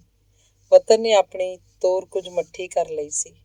ਉਸ ਤਸਵੀਰ ਥੱਲੇ ਇੱਕ ਸਤਰ ਲਿਖੀ ਹੋਈ ਸੀ। ਹਾਂ, ਪਰ ਮੈਨੂੰ ਪੂਰੀ ਯਾਦ ਨਹੀਂ ਆ ਰਹੀ। 2 ਪਿਆਰ ਕਰਨ ਵਾਲੇ ਚਨਾ ਦੇ ਕਿਨਾਰੇ ਮਿਲੇ ਸਨ ਵਿਛੜ ਜਾਣ ਲਈ। ਜ਼ੀਨੀ, ਭੁਲਾਉਣਾ ਚਾਹੁੰਦਿਆਂ ਹੋਇਆਂ ਵੀ ਇਹ ਸਤਰ ਮੈਨੂੰ ਕਦੀ ਨਹੀਂ ਭੁੱਲੀ। ਤੇ ਵਤਨ ਅੱਜ ਤੇ ਤੇਰਾ ਉਹ ਹਲਫੀਆ ਬਿਆਨ। ਵਤਨ ਫਿੱਕਾ ਜਿਹਾ ਹੱਸਿਆ। ਇਹੋ ਜਿਹਾ ਹੀ ਉਹ ਦਿਨ ਸੀ ਤੇ ਮੈਂ ਉਸ ਸਤਰ ਨੂੰ ਲਹੂ ਨਾਲ ਤਸਦੀਕ ਕਰ ਦਿੱਤਾ ਸੀ। ਮੈਂ ਹਾਲੇ ਤੱਕ ਵੀ ਸਾਂਭਿਆ ਹੋਇਆ ਤੇਰਾ ਉਹ ਬਿਆਨ। ਲੱਗਦਾ ਸੀ ਅਤੀਤ ਦੀਆਂ ਇਹਨਾਂ ਗਲੀਆਂ ਵਿੱਚੋਂ ਦੋਹਾਂ ਨੇ ਕਦੇ ਵੀ ਬਾਹਰ ਨਹੀਂ ਆਉਣਾ। ਉਹ ਚਾਹੁੰਦੇ ਵੀ ਇਹੋ ਸਨ ਕਿ ਉੱਥੇ ਗੁਆਚ ਜਾਣ ਤੇ ਫਿਰ ਉਹਨਾਂ ਨੂੰ ਕਦੀ ਵੀ ਬਾਹਰ ਆਉਣ ਦਾ ਰਾਹ ਨਾ ਲੱਭੇ। ਤੌਕੀਰ ਨੇ ਪਿੱਛੇ ਮੁੜ ਕੇ ਆਖਿਆ, ਹਜ਼ੂਰ, ਆਪਾਂ ਕਾਲਜ ਦੇ ਜਸ਼ਨ ਵਿੱਚ ਵੀ ਸ਼ਾਮਲ ਹੋਣਾ ਹੈ। ਇਸ ਤਰ੍ਹਾਂ ਖਲੋ ਕੇ ਗੱਲਾਂ ਨਾ ਕਰੋ, ਤੁਰਦੇ ਰਹੋ। ਦੋਵੇਂ ਝਿੰਪੇ ਤੇ ਫਿਰ ਹੱਸ ਪਏ। ਉਹ ਚੇਤੇ ਹੀ ਖਲੋ ਗਏ ਸਨ। ਉਹ ਗੱਲਾਂ 'ਚ ਕੁਝ ਇਸ ਤਰ੍ਹਾਂ ਉਲਝ ਗਏ ਸਨ ਕਿ ਰਾਹ 'ਚ ਹੋਣ ਦਾ ਖਿਆਲ ਹੀ ਨਹੀਂ ਸੀ ਰਿਹਾ। ਉਹ ਜਦੋਂ ਕਾਲਜ 'ਚ ਪਹੁੰਚੇ ਤਾਂ ਉੱਥੇ ਵੀ ਮਾਜ਼ੀ ਦਾ ਜਸ਼ਨ ਸੀ।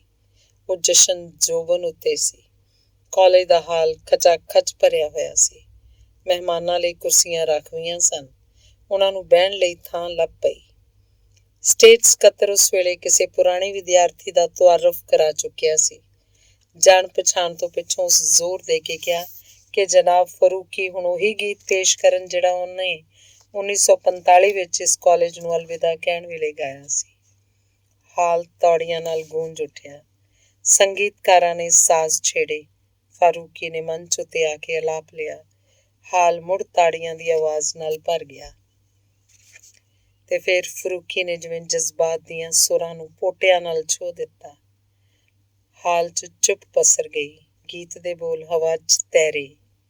ये रातें ये मौसम ये हंसना हंसाना हमें भूल जाना इन्हें ना भुलाना। ਜ਼ਰੀਨਾ ਨੇ ਸਿੱਲੀਆਂ ਅੱਖਾਂ ਨਾਲ ਵਤਨ ਵੱਲ ਵੇਖਿਆ ਤੇ ਫਿਰ ਲੰਮਾ ਸਾਹ ਭਰਿਆ। ਉਹ ਰਾਤ ਬਹੁਤ ਉਦਾਸ ਹੋ ਗਈ। ਅੰਗ 28ਵਾਂ। ਸ਼ਾਲਾਮਾਰ ਬਾਗ ਦੀ ਉਹ ਨੁੱਕਰ ਉਸ ਦਿਨ ਵੀ ਵੀਰਾਨ ਸੀ, ਪਰ ਕੰਡਿਆਲੇ ਝਾੜਾਂ ਦੇ ਨੇੜੇ ਕਚਨਾਰ ਦੇ ਫੁੱਲ ਖਿੜੇ ਹੋਏ ਸਨ। ਕੁਝ ਫੁੱਲ ਘਾਹ ਉੱਤੇ ਬਿਖਰੇ ਹੋਏ ਸਨ। ਇਹੀ ਉਹ ਥਾਂ ਸੀ ਜਿੱਥੇ ਮਹਿਕ ਉਹਦੀਆਂ ਬਾਹਾਂ 'ਚ ਸਮਾ ਗਈ ਸੀ। ਕੀ ਮਹਿਕ ਨੂੰ ਕਦੀ ਬੰਨ੍ਹ ਸਕਿਆ ਕੋਈ? ਕੋਈ ਵੀ ਮਹਿਕ ਹਮੇਸ਼ਾ ਕਿਸੇ ਦੀ ਆਪਣੀ ਨਹੀਂ। ਜਿਨ੍ਹਾਂ ਥਾਵਾਂ ਉੱਤੇ ਉਹ ਸੁਪਨਿਆਂ ਦੇ ਗੀਤ ਗੁਣਗੁਣਾਉਂਦੇ ਰਹੇ ਸਨ, ਉਹ ਥਾਵਾਂ ਉਹਨਾਂ ਲਈ ਮੁਹੱਬਤ ਦੀ ਪੂਜਨੀਕ ਅਸਥਾਨ ਹੋ ਗਈਆਂ ਸਨ। ਉਹ ਥਾਵਾਂ ਨੰਗੇ ਪੈਰਾਂ ਦਾ ਪੈਂਡਾ ਸੀ। ਉਸ ਪੈਂਡੇ ਉੱਤੇ ਟੁੱਟਿਆ ਹੋਇਆ ਕੱਚ ਵੀ ਸੀ ਤੇ ਪਿਆਰ ਦੀ ਖੁਸ਼ਬੂ ਵੀ। ਦੋਹਾਂ ਦੇ ਪੈਰ ਉਸ ਪੈਂਡੇ ਲਈ ਬੇਬਲ ਸਨ। ਤੌਕੀਰ ਤੇ ਰਜ਼ੀਆ ਜਾਣ-ਬੁੱਝ ਕੇ ਪਰਾਂ ਨੂੰ ਤੁਰ ਗਏ। ਰਜ਼ੀਆ ਨੇ ਆਖਿਆ, ਭਾਈ ਜਾਨ, ਅਸੀਂ ਫੁਹਾਰਿਆਂ ਦੀ ਖੇਡ ਵੇਖ ਕੇ ਆਉਂਦੇ ਹਾਂ। ਜ਼ਰੀਨਾ ਤੇ ਵਤਨ ਘਾਹ ਤੇ ਬੈਠ ਗਏ। ਜ਼ਰੀਨਾ ਗੋਡਿਆਂ ਉੱਤੇ ਠੋਡੀ ਟਕਾਈ ਘਾਹ ਦੀਆਂ ਤਿੜਾਂ ਤੋੜ ਪਰਾਂ ਸੁੱਟਦੀ ਰਹੀ ਤੇ ਫਿਰ ਸਿਰ ਉੱਪਰ ਚੁੱਕਦਿਆਂ ਬੋਲੀ, ਜਿਉਣ ਦੇ ਕਿਹੋ ਜਿਹੇ ਤਰਲੇ ਨੇ ਵਤਨ। ਹਾਂ, ਹੈਨ ਤਾਂ ਤਰਲੇ ਹੀ। ਤੁਸਾਂ ਤੇ ਸ਼ਾਇਦ ਮੈਨੂੰ ਮਾਫ਼ ਕਰ ਦਿੱਤਾ ਹੋਵੇ, ਪਰ ਮੈਂ ਆਪਣੇ ਆਪ ਨੂੰ ਕਦੀ ਮਾਫ਼ ਨਹੀਂ ਕਰ ਸਕੀ। ਮੈਥੋਂ ਮੁਹੱਬਤ ਦਾ ਹੱਕ ਅਦਾ ਨਹੀਂ ਸੀ ਹੋਇਆ। ਹੁਣ ਸੁੱਤੀਆਂ ਗੱਲਾਂ ਨੂੰ ਕਿਉਂ ਛੇੜਦੀ ਹੈ? ਇੰਨੀ ਦੂਰ ਆ ਕੇ ਕੁਛ ਵੀ ਤਾਂ ਨਹੀਂ ਬਦਲਿਆ। ਮੁਹੱਬਤ ਦਾ ਸਕੂਨ ਕੀ ਉਹਦੀ ਤੜਪ 'ਚ ਹੁੰਦਾ ਹੈ? ਜਦੋਂ ਉਹ ਘਰ ਪਹੁੰਚੇ ਤਾਂ ਸਲੀਮ ਕੁਰੈਸ਼ੀ ਰੇਡੀਓ ਸਟੇਸ਼ਨ ਤੋਂ ਵਾਪਸ ਆ ਚੁੱਕਿਆ ਸੀ। ਰੋਜ਼ ਦੀ ਤਰ੍ਹਾਂ ਉਹਨੇ ਮੁਸਕਰਾਹਟ ਨਾਲ ਉਹਨਾਂ ਦਾ ਸਵਾਗਤ ਕੀਤਾ। ਕੁਝ ਚਿਰ ਪਿੱਛੋਂ ਚਾਹ ਵੀ ਆ ਗਈ। ਚਾਹ ਦਾ ਪਿਆਲਾ ਆਪਸ ਵਿੱਚ ਪਿਆਰ ਵਧਾਉਂਦਾ ਹੈ, ਸਲੀਮ ਕੁਰੈਸ਼ੀ ਨੇ ਆਖਿਆ ਤੇ ਫਿਰ ਇੱਕ ਪਿਆਲਾ ਜ਼ਰੀਨਾ ਵੱਲ ਖਿਸਕਾਉਂਦਿਆਂ ਹੱਸ ਪਿਆ। ਕਈ ਵਾਰ ਰੇਡੀਓ ਸਟੇਸ਼ਨ ਉੱਤੇ ਇੰਨਾ ਕੰਮ ਹੁੰਦਾ ਹੈ ਕਿ ਮੈਂ ਪੂਰੀ ਦਿਹਾੜੀ ਜ਼ਰੀਨਾ ਨੂੰ ਮਿਲਣ ਜੋਗਾ ਵਕਤ ਹੀ ਨਹੀਂ ਕੱਢ ਸਕਦਾ, ਪਰ ਚਾਹ ਦਾ ਪਿਆਲਾ ਸਾਡਾ ਮੇਲ ਕਰਾ ਦਿੰਦਾ ਹੈ। ਮਿਲਣ ਦਾ ਇਹ ਵਕਤ ਅਸੀਂ ਕਦੇ ਨਹੀਂ ਖੁੰਝਾਉਂਦੇ। ਫੁੱਲ ਭਾਵੇਂ ਕਿਤੇ ਵੀ ਹੋਵੇ, ਹਰ ਥਾਂ ਖੁਸ਼ਬੂਆਂ ਹੀ ਵੰਡਦਾ ਹੈ। ਜ਼ਰੀਨਾ ਕੋਲ ਆਪਣੇ ਟੱਬਰ ਲਈ ਉਹ ਖੁਸ਼ਬੂ ਸੀ ਤੇ ਸਲੀਮ ਕੁਰੈਸ਼ੀ ਨੇ ਉਸ ਖੁਸ਼ਬੂ ਨੂੰ ਖੁੱਲ੍ਹਾਂ ਦਾ ਵਾਤਾਵਰਨ ਦਿੱਤਾ ਹੋਇਆ ਸੀ, ਜਿੱਥੇ ਜ਼ਿੰਦਗੀ ਹੱਸ ਸਕਦੀ ਹੈ, ਖੁੱਲ੍ਹ ਕੇ ਜਿਉਂ ਸਕਦੀ ਹੈ। ਚਾਹ ਦੇ ਪਿਆਲੇ ਉੱਤੇ ਗੱਲਾਂ ਮੋੜ ਕੱਟਦੀਆਂ ਰਹੀਆਂ। ਜ਼ਰੀਨਾ ਨੇ ਦੱਸਿਆ, ਅਸਾਂ ਆਪਣੇ ਸ਼ਕੀਲ ਨੂੰ ਫੌਜ ਦਾ ਅਫਸਰ ਬਣਾਉਣਾ ਹੈ ਤੇ ਜਾਂ ਫਿਰ ਏਅਰਫੋਰਸ ਦਾ। ਕਮਾਲ ਹੈ, ਅਸੀਂ ਵੀ ਆਪਣੇ ਸਵਿੰਦਰ ਬਾਰੇ ਕੁਝ ਇਸ ਤਰ੍ਹਾਂ ਹੀ ਸੋਚਿਆ। ਸਲੀਮ ਕੁਰੈਸ਼ੀ ਹੱਸਣ ਲੱਗ ਪਿਆ। ਸਾਡਾ ਸ਼ਕੀਲ ਪਾਕਿਸਤਾਨੀ ਫੌਜ ਦਾ ਅਫਸਰ ਹੋਏਗਾ ਤੇ ਤੁਹਾਡਾ ਸਵਿੰਦਰ ਹਿੰਦੁਸਤਾਨੀ ਫੌਜ ਦਾ। ਦੋਹਾਂ ਦੀ ਕਿਤੇ ਆਪਸ ਵਿੱਚ ਹੀ ਟੱਕਰ ਨਾ ਹੋ ਜਾਏ। ਜ਼ਰੀਨਾ ਦਾ ਸਾਹ ਸੁੱਤਿਆ ਗਿਆ। ਉਹਨੇ ਤੌਖਲੇ ਨੂੰ ਚਾਹ ਦੇ ਲੰਮੇ ਘੁੱਟ ਨਾਲ ਪੀਣ ਦਾ ਯਤਨ ਕੀਤਾ। ਖੁਦਾ ਕਰੇ ਇੰਝ ਕਦੇ ਨਾ ਹੋਵੇ। ਨਹੀਂ ਨਹੀਂ, ਹੁਣ ਇਸ ਤਰ੍ਹਾਂ ਨਹੀਂ ਹੁੰਦਾ। 47 ਨੇ ਬਥੇਰਾ ਸਬਕ ਪੜ੍ਹਾ ਦਿੱਤਾ ਹੈ। ਵਤਨ ਨੇ ਤੌਖਲੇ ਦੀ ਧੁੰਦ ਛੰਡ ਦਿੱਤੀ। ਸ਼ਾਮੀ ਸ਼ਕੀਲ ਉਹਨਾਂ ਨੂੰ ਆਪਣਾ ਸਕੂਲ ਵਿਖਾਉਣ ਲਈ ਲੈ ਗਿਆ। ਸ਼ਕੀਲ ਵਤਨ ਨਾਲ ਆਪਣੇ ਚਹੇਤੇ ਟੀਚਰ ਦੀਆਂ ਗੱਲਾਂ ਕਰਦਾ ਰਿਹਾ, ਆਪਣੇ ਦੋਸਤਾਂ ਬਾਰੇ ਦੱਸਦਾ ਰਿਹਾ। ਵਤਨ ਨੇ ਉਹਨੂੰ ਆਪਣੇ ਸਵਿੰਦਰ ਬਾਰੇ ਦੱਸਿਆ, ਧੀ ਰਮਿੰਦਰ ਬਾਰੇ ਦੱਸਿਆ, ਉਹਨਾਂ ਦੇ ਸ਼ੌਕ ਦੀਆਂ ਗੱਲਾਂ ਕੀਤੀਆਂ, ਉੱਥੋਂ ਦੇ ਸਕੂਲਾਂ ਬਾਰੇ ਦੱਸਿਆ। ਵਤਨ ਦਾ ਕਿਆਮ ਲਾਹੌਰ ਵਿੱਚ 3 ਦਿਨ ਲਈ ਸੀ। 3 ਦਿਨ ਇੱਕ ਉਮਰ ਨਹੀਂ ਸੀ, ਪਰ ਉਹਨਾਂ ਵਿੱਚ ਪ੍ਰੋਫੈਸਰ ਵਤਨ ਨੇ 3 ਉਮਰਾਂ ਜਿਉਂ ਲਈਆਂ ਸਨ। ਮਿਲਣ ਦੀਆਂ ਘੜੀਆਂ ਵਾਂਗ ਵਿਛੋੜੇ ਦੀਆਂ ਘੜੀਆਂ ਵੀ ਬੇਨਜ਼ੀਰ ਸਨ। ਸਾਰਿਆਂ ਦੀਆਂ ਅੱਖਾਂ ਭਰੀਆਂ ਹੋਈਆਂ ਸਨ। ਪ੍ਰੋਫੈਸਰ ਵਤਨ ਨੇ ਸੀਟ ਉੱਤੇ ਆਪਣਾ ਸਮਾਨ ਟਿਕਾ ਦਿੱਤਾ ਤੇ ਡੱਬੇ ਤੋਂ ਬਾਹਰ ਆ ਗਿਆ। ਸਰਹੱਦ ਜਿਵੇਂ ਤੁਰ ਕੇ ਲਾਹੌਰ ਦੇ ਰੇਲਵੇ ਸਟੇਸ਼ਨ ਤੱਕ ਵੀ ਪਹੁੰਚ ਗਈ ਸੀ। ਇਸ ਤੋਂ ਅਗਾਂਹ ਉਹਨਾਂ ਦਾ ਸਾਥ ਨਹੀਂ ਸੀ। ਵਤਨ ਸ਼ਕੀਲ ਨੂੰ ਮੁਖਾਤਿਬ ਹੋਇਆ, ਬੇਟੇ, ਮੈਂ ਤੈਨੂੰ ਜਦੋਂ ਅਗਲੀ ਵਾਰ ਮਿਲਿਆ ਤਾਂ ਫੌਜੀ ਵਰਦੀ 'ਚ ਸਜਿਆ ਹੋਇਆ ਵੇਖਾਂਗਾ। ਸਲੀਮ ਕੁਰੈਸ਼ੀ ਨੇ ਵਤਨ ਦੇ ਹੱਥ ਨੂੰ ਪੂਰੇ ਨਿੱਘ ਨਾਲ ਘੁੱਟਿਆ। ਖੁਦਾ ਕਰੇ ਆਪਣਾ ਮੇਲ ਫੇਰ ਹੋਵੇ। ਤੌਕੀਰ ਨੇ ਦੋਵੇਂ ਹੱਥ ਵਤਨ ਵੱਲ ਕਰ ਦਿੱਤੇ। ਵਤਨ ਨੇ ਉਹਦੇ ਹੱਥਾਂ ਨੂੰ ਫੜ ਲਿਆ।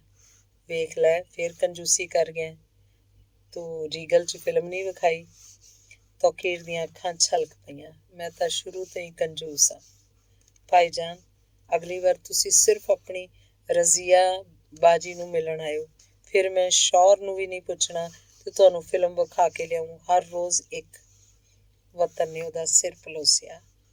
ਚੌਧਰੀ ਕਰੀਮ ਬਖਸ਼ ਦਾ ਗੱਚ ਹਮੇਸ਼ਾ ਵਾਂਗ ਭਰਿਆ ਹੋਇਆ ਸੀ। ਉਸ ਆਖਿਆ, ਪੁੱਤਰ, ਮੇਰੀ ਸਲਾਮ ਸਾਰੇ ਪਿੰਡ ਨੂੰ ਕਹੀਂ। ਉੱਥੋਂ ਅਗਾਂਹ ਉੱਤੋਂ ਬੋਲਿਆ ਹੀ ਨਾ ਗਿਆ। ਜ਼ਰੀਨਾ ਨੇ ਭਰੀਆਂ ਭੁਕੰਨੀਆਂ ਅੱਖਾਂ ਨਾਲ ਵਤਨ ਵੱਲ ਵੇਖਿਆ। ਵਤਨ ਨੇ ਜ਼ਰੀਨਾ ਦੀ ਚੁੱਪ ਨੂੰ ਪੜ੍ਹ ਲਿਆ ਤੇ ਆਪਣੀ ਝੋਲੀ 'ਚ ਆਖਰੀ ਮਿਲਣ ਦੀਆਂ ਘੜੀਆਂ ਪਵਾ ਲਈਆਂ। ਇੰਜਣ ਨੇ ਲੰਮੀ ਚੀਕ ਮਾਰੀ। ਵਕਤ ਨੇ ਇੰਤਜ਼ਾਰ ਨਹੀਂ ਸੀ ਕਰਨਾ। ਉਹ ਆ ਕੇ ਆਪਣੀ ਸੀਟ ਉੱਤੇ ਬਹਿ ਗਿਆ। ਗੱਡੀ ਹੌਲੀ ਹੌਲੀ ਸਰਕੀ। ਉਹਨੇ ਪਲੇਟਫਾਰਮ ਦੇ ਜੰਗਲੇ ਤੋਂ ਦੂਜੇ ਪਾਸੇ ਹਿਲਦੇ ਹੋਏ ਹੱਥ ਵੇਖੇ। ਕਿਹਾ ਸ਼ਾਨਦਾਰ ਮੰਜ਼ਰ ਸੀ।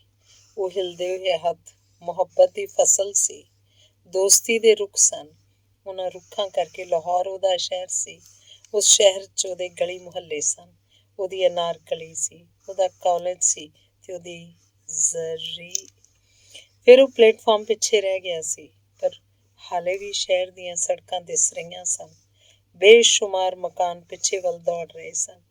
ਮਹਿਲ ਮੁਨਾਰੇ ਤੇ ਮਕਬਰੇ ਜਿਵੇਂ ਰੱਬ ਨਾਲ ਗੱਲਾਂ ਕਰ ਰਹੇ ਹੋਣ।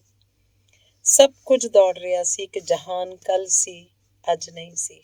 ਅੱਜ ਵਾਲਾ ਜਹਾਨ ਭਲਕੇ ਨਹੀਂ ਹੋਏਗਾ।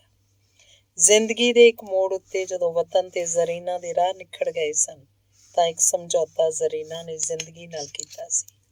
ਉਸ ਵਿੱਚ ਜ਼ਰੂਰ ਕੋਈ ਤਰੇੜ ਬਾਕੀ ਰਹਿ ਗਈ ਸੀ। ਇੱਕ ਸਮਝੌਤਾ ਵਤਨ ਨੇ ਜ਼ਿੰਦਗੀ ਨਾਲ ਕੀਤਾ ਸੀ। ਉਸ ਸਮਝੌਤੇ ਦੀ ਤਰੇੜ ਵੀ ਨੰਗੀ ਹੋ ਗਈ ਸੀ। ਵਤਨ ਨੂੰ ਲੱਗਾ ਉਹ ਇੱਕ ਵਾਰ ਮੁੜ ਬੇਵਤਨ ਹੋ ਰਿਹਾ ਸੀ। ਤੌਬਾ, ਏਡਾ ਭਿਆਨਕ ਘੱਲੂਕਾਰਾ। ਜ਼ਮੀਨ ਵੀ ਟੁੱਕੀ ਗਈ ਸੀ ਤੇ ਲੋਕ ਵੀ। ਤਕਸੀਮ ਹੋਣ ਵਾਲੀ ਸਿਰਫ ਧਰਤੀ ਹੀ ਨਹੀਂ ਸੀ, ਦਿਲ ਵੀ ਸਨ। ਤੇ ਵਤਨ ਦਾ ਦਿਲ ਕੋਈ ਵੱਖਰਾ ਨਹੀਂ ਸੀ। ਗੱਡੀ ਲਾਹੌਰ ਦੀਆਂ ਹੱਦਾਂ ਤੋਂ ਬਾਹਰ ਨਿਕਲ ਗਈ ਤਾਂ ਵਤਨ ਨੇ ਬਾਹਰ ਵੇਖਣਾ ਛੱਡ ਦਿੱਤਾ। ਉਹਦੇ ਠੱਲਾਂ ਪਾ ਰੱਖੇ ਅਥਰੂ ਆਖਰ ਡਿੱਗ ਪਏ, ਪਰ ਉਹ ਅਥਰੂ ਲਾਹੌਰ ਦੀ ਧਰਤੀ ਉੱਤੇ ਨਹੀਂ ਸਨ ਡਿੱਗੇ, ਗੱਡੀ ਅੰਦਰ ਡਿੱਗੇ ਸਨ। ਤੇ ਉਹ ਗੱਡੀ ਨਾ ਪਾਕਿਸਤਾਨ ਸੀ ਤੇ ਨਾ ਹਿੰਦੁਸਤਾਨ। ਉਹ ਗੱਡੀ ਨੋ ਮੈਨਸ ਲੈਂਡ ਸੀ। ਅੰਗ 29। ਨਿੱਕਾ ਹੁੰਦਾ ਉਹ ਮਾਂ ਕੋਲੋਂ ਜਿਹੜੀਆਂ ਬਾਤਾਂ ਸੁਣਦਾ ਸੀ ਉਹ ਇੱਕ ਖਾਸ ਤਰੀਕੇ ਨਾਲ ਮੁੱਕਦੀਆਂ ਸਨ। ਬਾਤ ਦੇ ਸਿਖਰ ਪਿੱਛੋਂ ਮਾਂ ਆਖਦੀ, ਇੰਨੀ ਮੇਰੀ ਬਾਤ, ਉੱਤੋਂ ਪੈ ਗਈ ਰਾਤ। ਗੋਗੋ ਰਾਣੀ ਦਿੱਤੇ ਬੱਚੇ, ਗੋਗੋ ਰਾਣੀ ਵੇਖ ਵੇਖ ਕੇ ਹੱਸੀ। ਉਹਦੀ ਤੇ ਜ਼ਰੀਨਾ ਦੀ ਕਹਾਣੀ ਵੀ ਮਾਂ ਦੀ ਬਾਤ ਵਾਂਗੂ ਹੀ ਮੁੱਕੀ ਸੀ। ਦੂਰੀਆਂ ਦਾ ਕਫਨ ਪਹਿਨ ਕੇ ਜ਼ਰੀਨਾ ਦਾ ਚਿਹਰਾ ਉਹਦੇ ਅੰਦਰ ਸੌਂ ਗਿਆ ਸੀ ਜਾਂ ਸ਼ਾਇਦ ਮਰ ਗਿਆ ਸੀ। ਫੁੱਲ ਦੀ ਉਮਰ ਬਹੁਤ ਥੋੜ੍ਹੀ ਹੁੰਦੀ ਹੈ। ਮੁਹੱਬਤ ਦਾ ਸੂਹਾ ਫੁੱਲ ਲੰਮੀ ਉਮਰ ਕਿਸ ਤਰ੍ਹਾਂ ਜੀਵੇ। ਉਹਦਾ ਹੀਆ ਨਹੀਂ ਸੀ ਪੈਂਦਾ ਕਿ ਖਲੋ ਕੇ ਪਿਛਲੇ ਪੈਂਡੇ ਉੱਤੇ ਝਾਤੀ ਮਾਰੇ। ਉਹ ਵੈਸੇ ਵੀ ਰੁੱਝਿਆ ਹੋਇਆ ਸੀ। ਆਪਣੇ ਨਿੱਕੇ ਜਿਹੇ ਟੱਬਰ ਲਈ ਉਹ ਲਗਾਤਾਰ ਜਦੋਜਹਿਦ ਕਰਦਾ ਰਿਹਾ ਸੀ। ਧੀ ਦਾ ਵਿਆਹ ਕਰਕੇ ਉਹ ਕੁਝ ਸੁਰਖਰੂ ਹੋਇਆ ਸੀ। ਉਹ ਆਪਣੇ ਸਹੁਰੇ ਘਰ ਘੁੱਗ ਵਸਦੀ ਸੀ। ਸੁਵਿੰਦਰ ਨੂੰ ਫੌਜ ਵਿੱਚ ਕਮਿਸ਼ਨ ਮਿਲ ਗਿਆ ਸੀ। ਹੁਣ ਉਹ ਭਾਰਤੀ ਫੌਜ ਦਾ ਇੱਕ ਹੋਣਹਾਰ ਅਫਸਰ ਸੀ। ਇਹ ਪ੍ਰੋਫੈਸਰ ਵਤਨ ਸਿੰਘ ਸੰਧੂ ਦੇ ਬੁਢਾਪੇ ਦੀ ਤਸੱਲੀ ਸੀ। ਬਸ ਹੁਣ ਪੁੱਤਰ ਦਾ ਵਿਆਹ ਕਿਸੇ ਚੰਗੇ ਘਰ ਹੋ ਜਾਏ ਤਾਂ ਇਸ ਕਾਰਜ ਪਿੱਛੋਂ ਉਹਦੇ ਕੋਲ ਕੋਈ ਸੁਪਨਾ ਵੀ ਬਾਕੀ ਨਹੀਂ ਸੀ ਰਹਿ ਜਾਂਦਾ। ਫਿਰ ਕਿਸੇ ਬੇਚੈਨੀ ਦਾ ਘੁਣ ਵੀ ਨਹੀਂ ਸੀ। ਉਹ ਆਪਣੀ ਉਮਰ ਦੇ ਬਾਕੀ ਰਹਿੰਦੇ ਸਾਲ ਬੜੇ ਆਰਾਮ ਤੇ ਸ਼ਾਂਤੀ ਨਾਲ ਗੁਜ਼ਾਰ ਸਕਦਾ ਸੀ। ਪਰ ਜੋ ਪ੍ਰੋਫੈਸਰ ਵਤਨ ਨੇ ਚਿਤਵਿਆ ਸੀ, ਸਭ ਭੁਲੇਖਾ ਹੋ ਨਿਬੜਿਆ। 1965 ਦਾ ਸਾਲ ਕੀ ਆਇਆ, ਉਹਦੇ ਅਹਿਸਾਸ ਦੀ ਧਰਤੀ ਹਿੱਲ ਗਈ। ਸਦੀਆਂ ਪਹਿਲਾਂ ਦਾ ਜ਼ਮੀਨ ਹੇਠ ਦੱਬਿਆ ਸ਼ਹਿਰ ਜਿਵੇਂ ਖੁਦਾਈ ਕਰਨ ਤੇ ਮੁੜ ਉਸੇ ਰੂਪ 'ਚ ਮਿਲ ਗਿਆ ਹੋਵੇ। ਚੇਤਨਾ ਵਿੱਚ ਅਤੀਤ ਸਜੀਵ ਹੋ ਉੱਠਿਆ। ਉਹਦੇ ਅੰਦਰ ਜ਼ਰੀਨਾ ਦਾ ਸੁੱਤਾ ਹੋਇਆ ਚਿਹਰਾ ਮੁੜ ਸੋਮਨ ਹੋ ਗਿਆ। ਜ਼ਰੀਨਾ ਦੇ ਮੁਲਕ ਦੀ ਗੱਲ ਖਾਮਖਾ ਜ਼ਰੀਨਾ ਨਾਲ ਜੁੜ ਜਾਂਦੀ ਸੀ। ਬੋਧ ਦੀ ਮਧਾਣੀ ਉਹਦਾ ਦਿਮਾਗ ਰਿੜਕਦੀ ਸੀ ਤੇ ਜਜ਼ਬਾਤ ਦੀ ਮਧਾਣੀ ਦਿਲ। ਪਿਆਰ ਦੇ ਅਹਿਸਾਸ ਦੀ ਲਾਸ਼ ਨੂੰ ਉਹ ਬੁਢਾਪੇ ਦੇ ਵਿਹੜੇ ਤੱਕ ਖਿੱਚ ਲਿਆਇਆ। ਹੋਰ ਕਿੱਥੋਂ ਤੱਕ ਘਸੀਟੀ ਫਿਰੇ। ਜਵਾਨੀ ਦੇ ਝੱਲੇ ਵਰਿਆਂ 'ਚ ਉਹਨੇ ਇੱਕ ਕੁੜੀ ਨੂੰ ਪਿਆਰ ਕੀਤਾ ਸੀ ਤਾਂ ਇਸ ਵਿੱਚ ਚੱਲੋਕਾਰ ਗੱਲ ਕਿਹੜੀ ਹੋਈ। ਹਰ ਕੋਈ ਆਪਣੀ ਜਵਾਨੀ 'ਚ ਕਿਸੇ ਨਾ ਕਿਸੇ ਨੂੰ ਪਿਆਰ ਕਰਦਾ। ਕਦੀ ਕਿਸਮਤ ਨਾਲ ਰੋਸਾ ਹੋ ਜਾਂਦਾ, ਕਦੀ ਦੁਨੀਆ ਨਾਲ ਸ਼ਿਕਾਇਤ। ਕੋਈ ਰੋ ਕੇ ਜਰ ਲੈਂਦਾ, ਕੋਈ ਹੱਸ ਕੇ। ਭਾਵਨਾ ਦੇ ਪੱਖ 'ਚ ਉਹ ਹਰ ਲੜਾਈ ਦਿਮਾਗ ਨਾਲ ਲੜਦਾ ਰਿਹਾ ਸੀ, ਪਰ ਇਸ ਵਰੇ ਨੇ ਉਹਦੇ ਸਾਰੇ ਪੱਖਾਂ ਨੂੰ ਝੁਠਲਾ ਦਿੱਤਾ ਸੀ। ਰਾਖ ਦੀ ਜਿਹੜੀ ਪੋਟਲੀ ਉਹ ਹੁਣ ਤੱਕ ਨਾਲ ਚੁੱਕੀ ਫਿਰਦਾ ਸੀ, ਉਹਨਾਂ ਫੁੱਲਾਂ ਨੂੰ ਵਤਨ ਨੇ ਜਲ ਪ੍ਰਵਾਹ ਕਰਨ ਬਾਰੇ ਸੋਚ ਲਿਆ। ਥੋਰ ਦੇ ਬੂਟਿਆਂ ਨੂੰ ਪਾਣੀ ਦਾ ਤਰੌਂਕਾ ਦੇਣਾ ਪਾਣੀ ਗਵਾਉਣ ਵਾਲੀ ਗੱਲ ਸੀ। ਨਫ਼ਰਤ ਦੇ ਬੂਟਿਆਂ ਨੂੰ ਪਿਆਰ ਦਾ ਪੁੰਗਾਰਾ ਨਹੀਂ ਆਉਂਦਾ। ਮੁਲਕ ਤਾਂ ਤਕਸੀਮ ਹੋ ਗਿਆ ਸੀ, ਪਰ ਤਬਾਹੀ ਵਾਲੀ ਗੰਢ ਵੀ ਪੀਡੀ ਹੁੰਦੀ ਰਹੀ ਸੀ। ਸੁਆਹ ਦੇ ਢੇਰ 'ਚ ਦੱਬੀ ਪਈ ਅੱਗ ਅੰਦਰੇ ਅੰਦਰ ਸੁਲਗਦੀ ਰਹੀ ਸੀ। ਉਸ ਅੱਗ ਨੂੰ ਪੌਣ ਮਿਲਦੀ ਰਹੀ ਸੀ, ਕਸ਼ਮੀਰ ਦੇ ਕਲੇਸ਼ ਦੀ ਪੌਣ। ਗੋਰਾ ਮੁਲਕ ਨੂੰ ਛੱਡਣ ਵੇਲੇ ਜਾਂਦਾ ਜਾਂਦਾ ਕਸ਼ਮੀਰ ਨੂੰ ਦੋਹਾਂ ਦੇਸ਼ਾਂ ਦੀ ਦੁਸ਼ਮਣੀ ਦੀ ਅੱਗ ਸੁਲਗਾਉਣ ਲਈ ਰੱਖ ਗਿਆ ਸੀ। ਇਹ ਅੱਗ ਪਹਿਲਾਂ ਥੋੜ੍ਹੀ ਜਿਹੀ ਮੱਚੀ। 5 ਅਗਸਤ ਦੇ ਨੇੜੇ ਤੇੜੇ ਹਜ਼ਾਰਾਂ ਧਾੜਵੀ ਕਸ਼ਮੀਰ 'ਚ ਦਾਖਲ ਹੋ ਕੇ ਤੋੜ ਫੋੜ ਦੀਆਂ ਕਾਰਵਾਈਆਂ ਕਰਨ ਲੱਗ ਪਏ। ਉਹਨਾਂ ਦਾ ਮੰਤਵ ਬਗਾਵਤ ਕਰਵਾ ਕੇ ਕਸ਼ਮੀਰ ਉੱਤੇ ਕਾਬਜ਼ ਹੋਣ ਦਾ ਸੀ ਤੇ ਫਿਰ ਅੱਗ ਭੰਬਾਕੇ ਨਾਲ ਬਲ ਪਈ। ਭਾਰਤ ਪਾਕ ਦੀ ਘੈਂਸ ਘੈਂਸ ਦੀ ਕਹਾਣੀ ਪਾਕਿਸਤਾਨ ਦੇ ਜੰਮਣ ਨਾਲ ਹੀ ਜੰਮ ਪਈ ਸੀ। ਹੁਣ ਉਹਦੀ ਜਵਾਨੀ ਦੇ ਦਿਨ ਸਨ। ਸਾਰੀ ਸਰਹੱਦ ਉੱਤੇ ਜੰਗ ਦੇ ਲਾਂਬੂ ਬਲ ਰਹੇ ਸਨ। ਧੂਏ ਤੇ ਮਿੱਟੀ ਦੇ ਗੁਬਾਰ ਸੂਰਜ ਨੂੰ ਢੱਕ ਲੈਂਦੇ ਸਨ। ਜੰਗ ਦੀਆਂ ਦਹਿਸ਼ਤੀ ਆਵਾਜ਼ਾਂ ਵਿੱਚ ਧੜਕਣਾਂ ਦੀ ਲਹਿਰ ਟੁੱਟ ਜਾਂਦੀ ਸੀ। ਸਾਹਾਂ ਦੀ ਗਤੀ ਰੁਕ ਜਾਂਦੀ ਸੀ। ਦੁੱਧ ਮੱਖਣ ਦੀਆਂ ਪਲੀਆਂ ਜਵਾਨੀਆਂ ਮਾਸ ਦੇ ਲੋਥੜੇ 'ਚ ਤਬਦੀਲ ਹੋ ਜਾਂਦੀਆਂ ਸਨ। ਪ੍ਰੋਫੈਸਰ ਵਤਨ ਸਿੰਘ ਸੰਧੂ ਜਦੋਂ ਅਖਬਾਰ ਪੜ੍ਹਦਾ ਤਾਂ ਅੱਖਰ ਕੀਰਨੀਆਂ 'ਚ ਵੱਟ ਜਾਂਦੇ। ਅਣਗਿਣਤ ਸਿਸਕੀਆਂ ਸੁਣਨ ਲੱਗ ਪੈਂਦੀਆਂ। ਸਰਹੱਦ ਦੀ ਅੱਗ 'ਚ ਪਤਾ ਨਹੀਂ ਕਿੰਨੇ ਕੁ ਘਰ ਸੜ ਗਏ ਸਨ। ਲਹੂ ਤੇ ਮਾਸ ਬਹੁਤ ਸਸਤਾ ਹੋ ਗਿਆ ਸੀ, ਮਿੱਟੀ 'ਚ ਰੁਲ ਰਿਹਾ ਸੀ। ਮਨੁੱਖ ਦਾ ਮਨੁੱਖ ਨਾਲੇ ਕਿਹਾ ਵੈਰ ਸੀ। ਹਨੇਰਾ ਹੋ ਚੁੱਕਿਆ ਸੀ। ਉਹ ਬਾਹਰੋਂ ਉੱਠ ਕੇ ਅੰਦਰ ਆ ਗਿਆ। ਉਹਨੇ ਬੱਤੀ ਦੇ ਸਵਿੱਚ ਵੱਲ ਹੱਥ ਵਧਾਇਆ ਤੇ ਫਿਰ ਪਿਛਾਂਹ ਖਿੱਚ ਲਿਆ। ਸਾਰੇ ਪ੍ਰਾਂਤ ਵਿੱਚ ਘੁੱਪ ਹਨੇਰਾ ਰੱਖਣ ਦੀਆਂ ਹਦਾਇਤਾਂ ਸਨ। ਸਾਰੀ ਲੁਕਾਈ ਸੁੱਤੀ ਜਾਪਦੀ ਸੀ, ਪਰ ਕਈ ਅੱਖਾਂ ਘੁੱਪ ਹਨੇਰੇ ਵੱਲ ਝਾਕ ਰਹੀਆਂ ਸਨ। ਕਈ ਸਹਿਮ ਜਾਗ ਰਹੇ ਸਨ, ਕਈ ਚਿੰਤਾਵਾਂ ਉਸਲ-ਵੱਟ ਭੰਨ ਰਹੀਆਂ ਸਨ। ਮੌਤ ਵਰਗੀ ਚੁੱਪ ਸੀ ਚੁਫੇਰੀ। ਚਾਨਣ ਦੇ ਸਾਰੇ ਪ੍ਰਤੀਨਿਧਾਂ ਨੂੰ ਜਿਵੇਂ ਕਿਸੇ ਕਬਰ ਪੁੱਟ ਕੇ ਦੱਬ ਦਿੱਤਾ ਸੀ। ਥੋੜ੍ਹਾ ਜਿਹਾ ਚਾਨਣ ਵੀ ਦੁਸ਼ਮਣ ਦੇ ਜੰਗੀ ਜਹਾਜ਼ਾਂ ਨੂੰ ਆਬਾਦੀ ਦੀ ਹੋਂਦ ਦਰਸਾ ਸਕਦਾ ਸੀ। ਪਿਛਲੇ ਦਿਨੀਂ ਦੁਸ਼ਮਣ ਦੇ ਛਾਤਾ ਬਰਦਾਰ ਵੱਡੀ ਗਿਣਤੀ 'ਚ ਸਰਹੱਦੀ ਇਲਾਕਿਆਂ 'ਚ ਉਤਾਰੇ ਗਏ ਸਨ। ਉਹਨਾਂ 'ਚੋਂ ਬਹੁਤੇ ਤਾਂ ਸੁਰੱਖਿਆ ਦਲਾਂ ਨਾਲ ਹੋਏ ਮੁਕਾਬਲਿਆਂ 'ਚ ਮਰ ਮੁੱਕ ਗਏ ਸਨ। ਜਿਹੜੇ ਸ਼ਹਿ ਕੇ ਝਾੜੀਆਂ ਤੇ ਫਸਲਾਂ 'ਚ ਲੁਕੇ ਬੈਠੇ ਸਨ, ਉਹਨਾਂ ਦੀ ਗਿਣਤੀ ਵੀ ਘੱਟ ਨਹੀਂ ਸੀ। ਉਹਨਾਂ ਦੀ ਜਹਾਜ਼ਾਂ ਨੂੰ ਚਾਨਣ ਇਸ਼ਾਰੇ ਦੇਣ ਦੀ ਸੰਭਾਵਨਾ ਵੀ ਸੀ। ਕਦੀ ਕਦੀ ਜੰਗੀ ਹਵਾਈ ਜਹਾਜ਼ ਹਨੇਰੇ ਨੂੰ ਚੀਰਦੇ ਤੇਜ਼ ਗਤੀ ਨਾਲ ਗੁਜ਼ਰ ਜਾਂਦੇ ਸਨ। ਚੁੱਪ ਫਿਜ਼ਾ ਵਿੱਚ ਭਿਆਨਕਤਾ ਨੱਚ ਜਾਂਦੀ ਸੀ। ਹਨੇਰਾ ਹੋਰ ਡੂੰਘਾ ਹੋ ਗਿਆ। ਬਹੁਤ ਦਿਨਾਂ ਤੋਂ ਸ਼ਵਿੰਦਰ ਦੀ ਕੋਈ ਉਗ ਸੁਗ ਨਹੀਂ ਸੀ। ਪ੍ਰੋਫੈਸਰ ਵਤਨ ਸਿੰਘ ਸੰਧੂ ਨੂੰ ਨੀਂਦ ਨਹੀਂ ਸੀ ਆ ਰਹੀ। ਭਾਂਤ ਭਾਂਤ ਦੇ ਸੰਸਿਆਂ ਨੇ ਉਹਨੂੰ ਘੇਰਿਆ ਹੋਇਆ ਸੀ। ਉਹ ਲਗਾਤਾਰ ਸ਼ਵਿੰਦਰ ਬਾਰੇ ਸੋਚ ਰਿਹਾ ਸੀ। ਸਰਹੱਦ ਦੇ ਕਿਸੇ ਮੋਰਚੇ 'ਚ ਬੈਠਾ ਸੀ। ਸਰਹੱਦ ਦੇ ਕਿਸੇ ਮੋਰਚੇ 'ਚ ਬੈਠਾ ਉਹ ਅੱਖਾਂ ਪੜ ਪੜ ਹਨੇਰੇ ਨੂੰ ਘੂਰ ਰਿਹਾ ਹੋਏਗਾ। ਮੌਤ ਦੇ ਪਰਛਾਵੇਂ ਉਹਦੇ ਨੇੜੇ ਤੇੜੇ ਕਿਤੇ ਰੀਂਗਦੇ ਫਿਰਦੇ ਹੋਣਗੇ। ਅਚਾਨਕ ਇੱਕ ਭਿਆਨਕ ਸ਼ੋਰ ਨੇ ਹਵਾ 'ਚ ਚੀਰ ਪਾ ਦਿੱਤਾ। ਕਮਰੇ ਦੇ ਰੌਸ਼ਨਦਾਨ ਦਾ ਇੱਕ ਸ਼ੀਸ਼ਾ ਜ਼ਮੀਨ ਉੱਤੇ ਡਿੱਗ ਕੇ ਚੂਰ ਚੂਰ ਹੋ ਗਿਆ। ਧਮਾਕਾ, ਭਿਆਨਕ ਧਮਾਕਾ। ਤਾਏਂ ਤਾਏਂ ਗਗਨ ਭੇਦੀ ਧੋਪਾਂ ਦੀ ਆਵਾਜ਼ ਤੇ ਫਿਰ ਇਮਾਰਤਾਂ ਡਿੱਗਣ ਦਾ ਖੜਾਕਾ, ਜਿਵੇਂ ਭੁਚਾਲ ਆ ਗਿਆ ਹੋਵੇ। ਧਮਾਕੇ ਨਾਲ ਉਹਨਾਂ ਦਾ ਮਕਾਨ ਵੀ ਨੀਹਾਂ ਤੱਕ ਹਿੱਲ ਗਿਆ। ਗੁਰਮੇਲ ਕੌਰ ਬੜਵਾਏ ਉੱਠ ਬੈਠੀ। ਇਹ ਕਿਹਾ ਖੜਾਕ ਸੀ? ਉਹਨੇ ਘਾਬਰੀ ਹੋਈ ਨੇ ਪੁੱਛਿਆ। ਕੁਛ ਨਹੀਂ, ਪ੍ਰੋਫੈਸਰ ਵਤਨ ਦੀ ਆਵਾਜ਼ ਜਿਵੇਂ ਬਹੁਤ ਦੂਰੋਂ ਆਈ। ਤੂੰ ਸੌਂ ਜਾ ਚੁੱਪ ਕਰਕੇ, ਇਸ ਤਰ੍ਹਾਂ ਤਾਂ ਹੁਣ ਨਿੱਤ ਹੁੰਦਾ ਰਹੂ।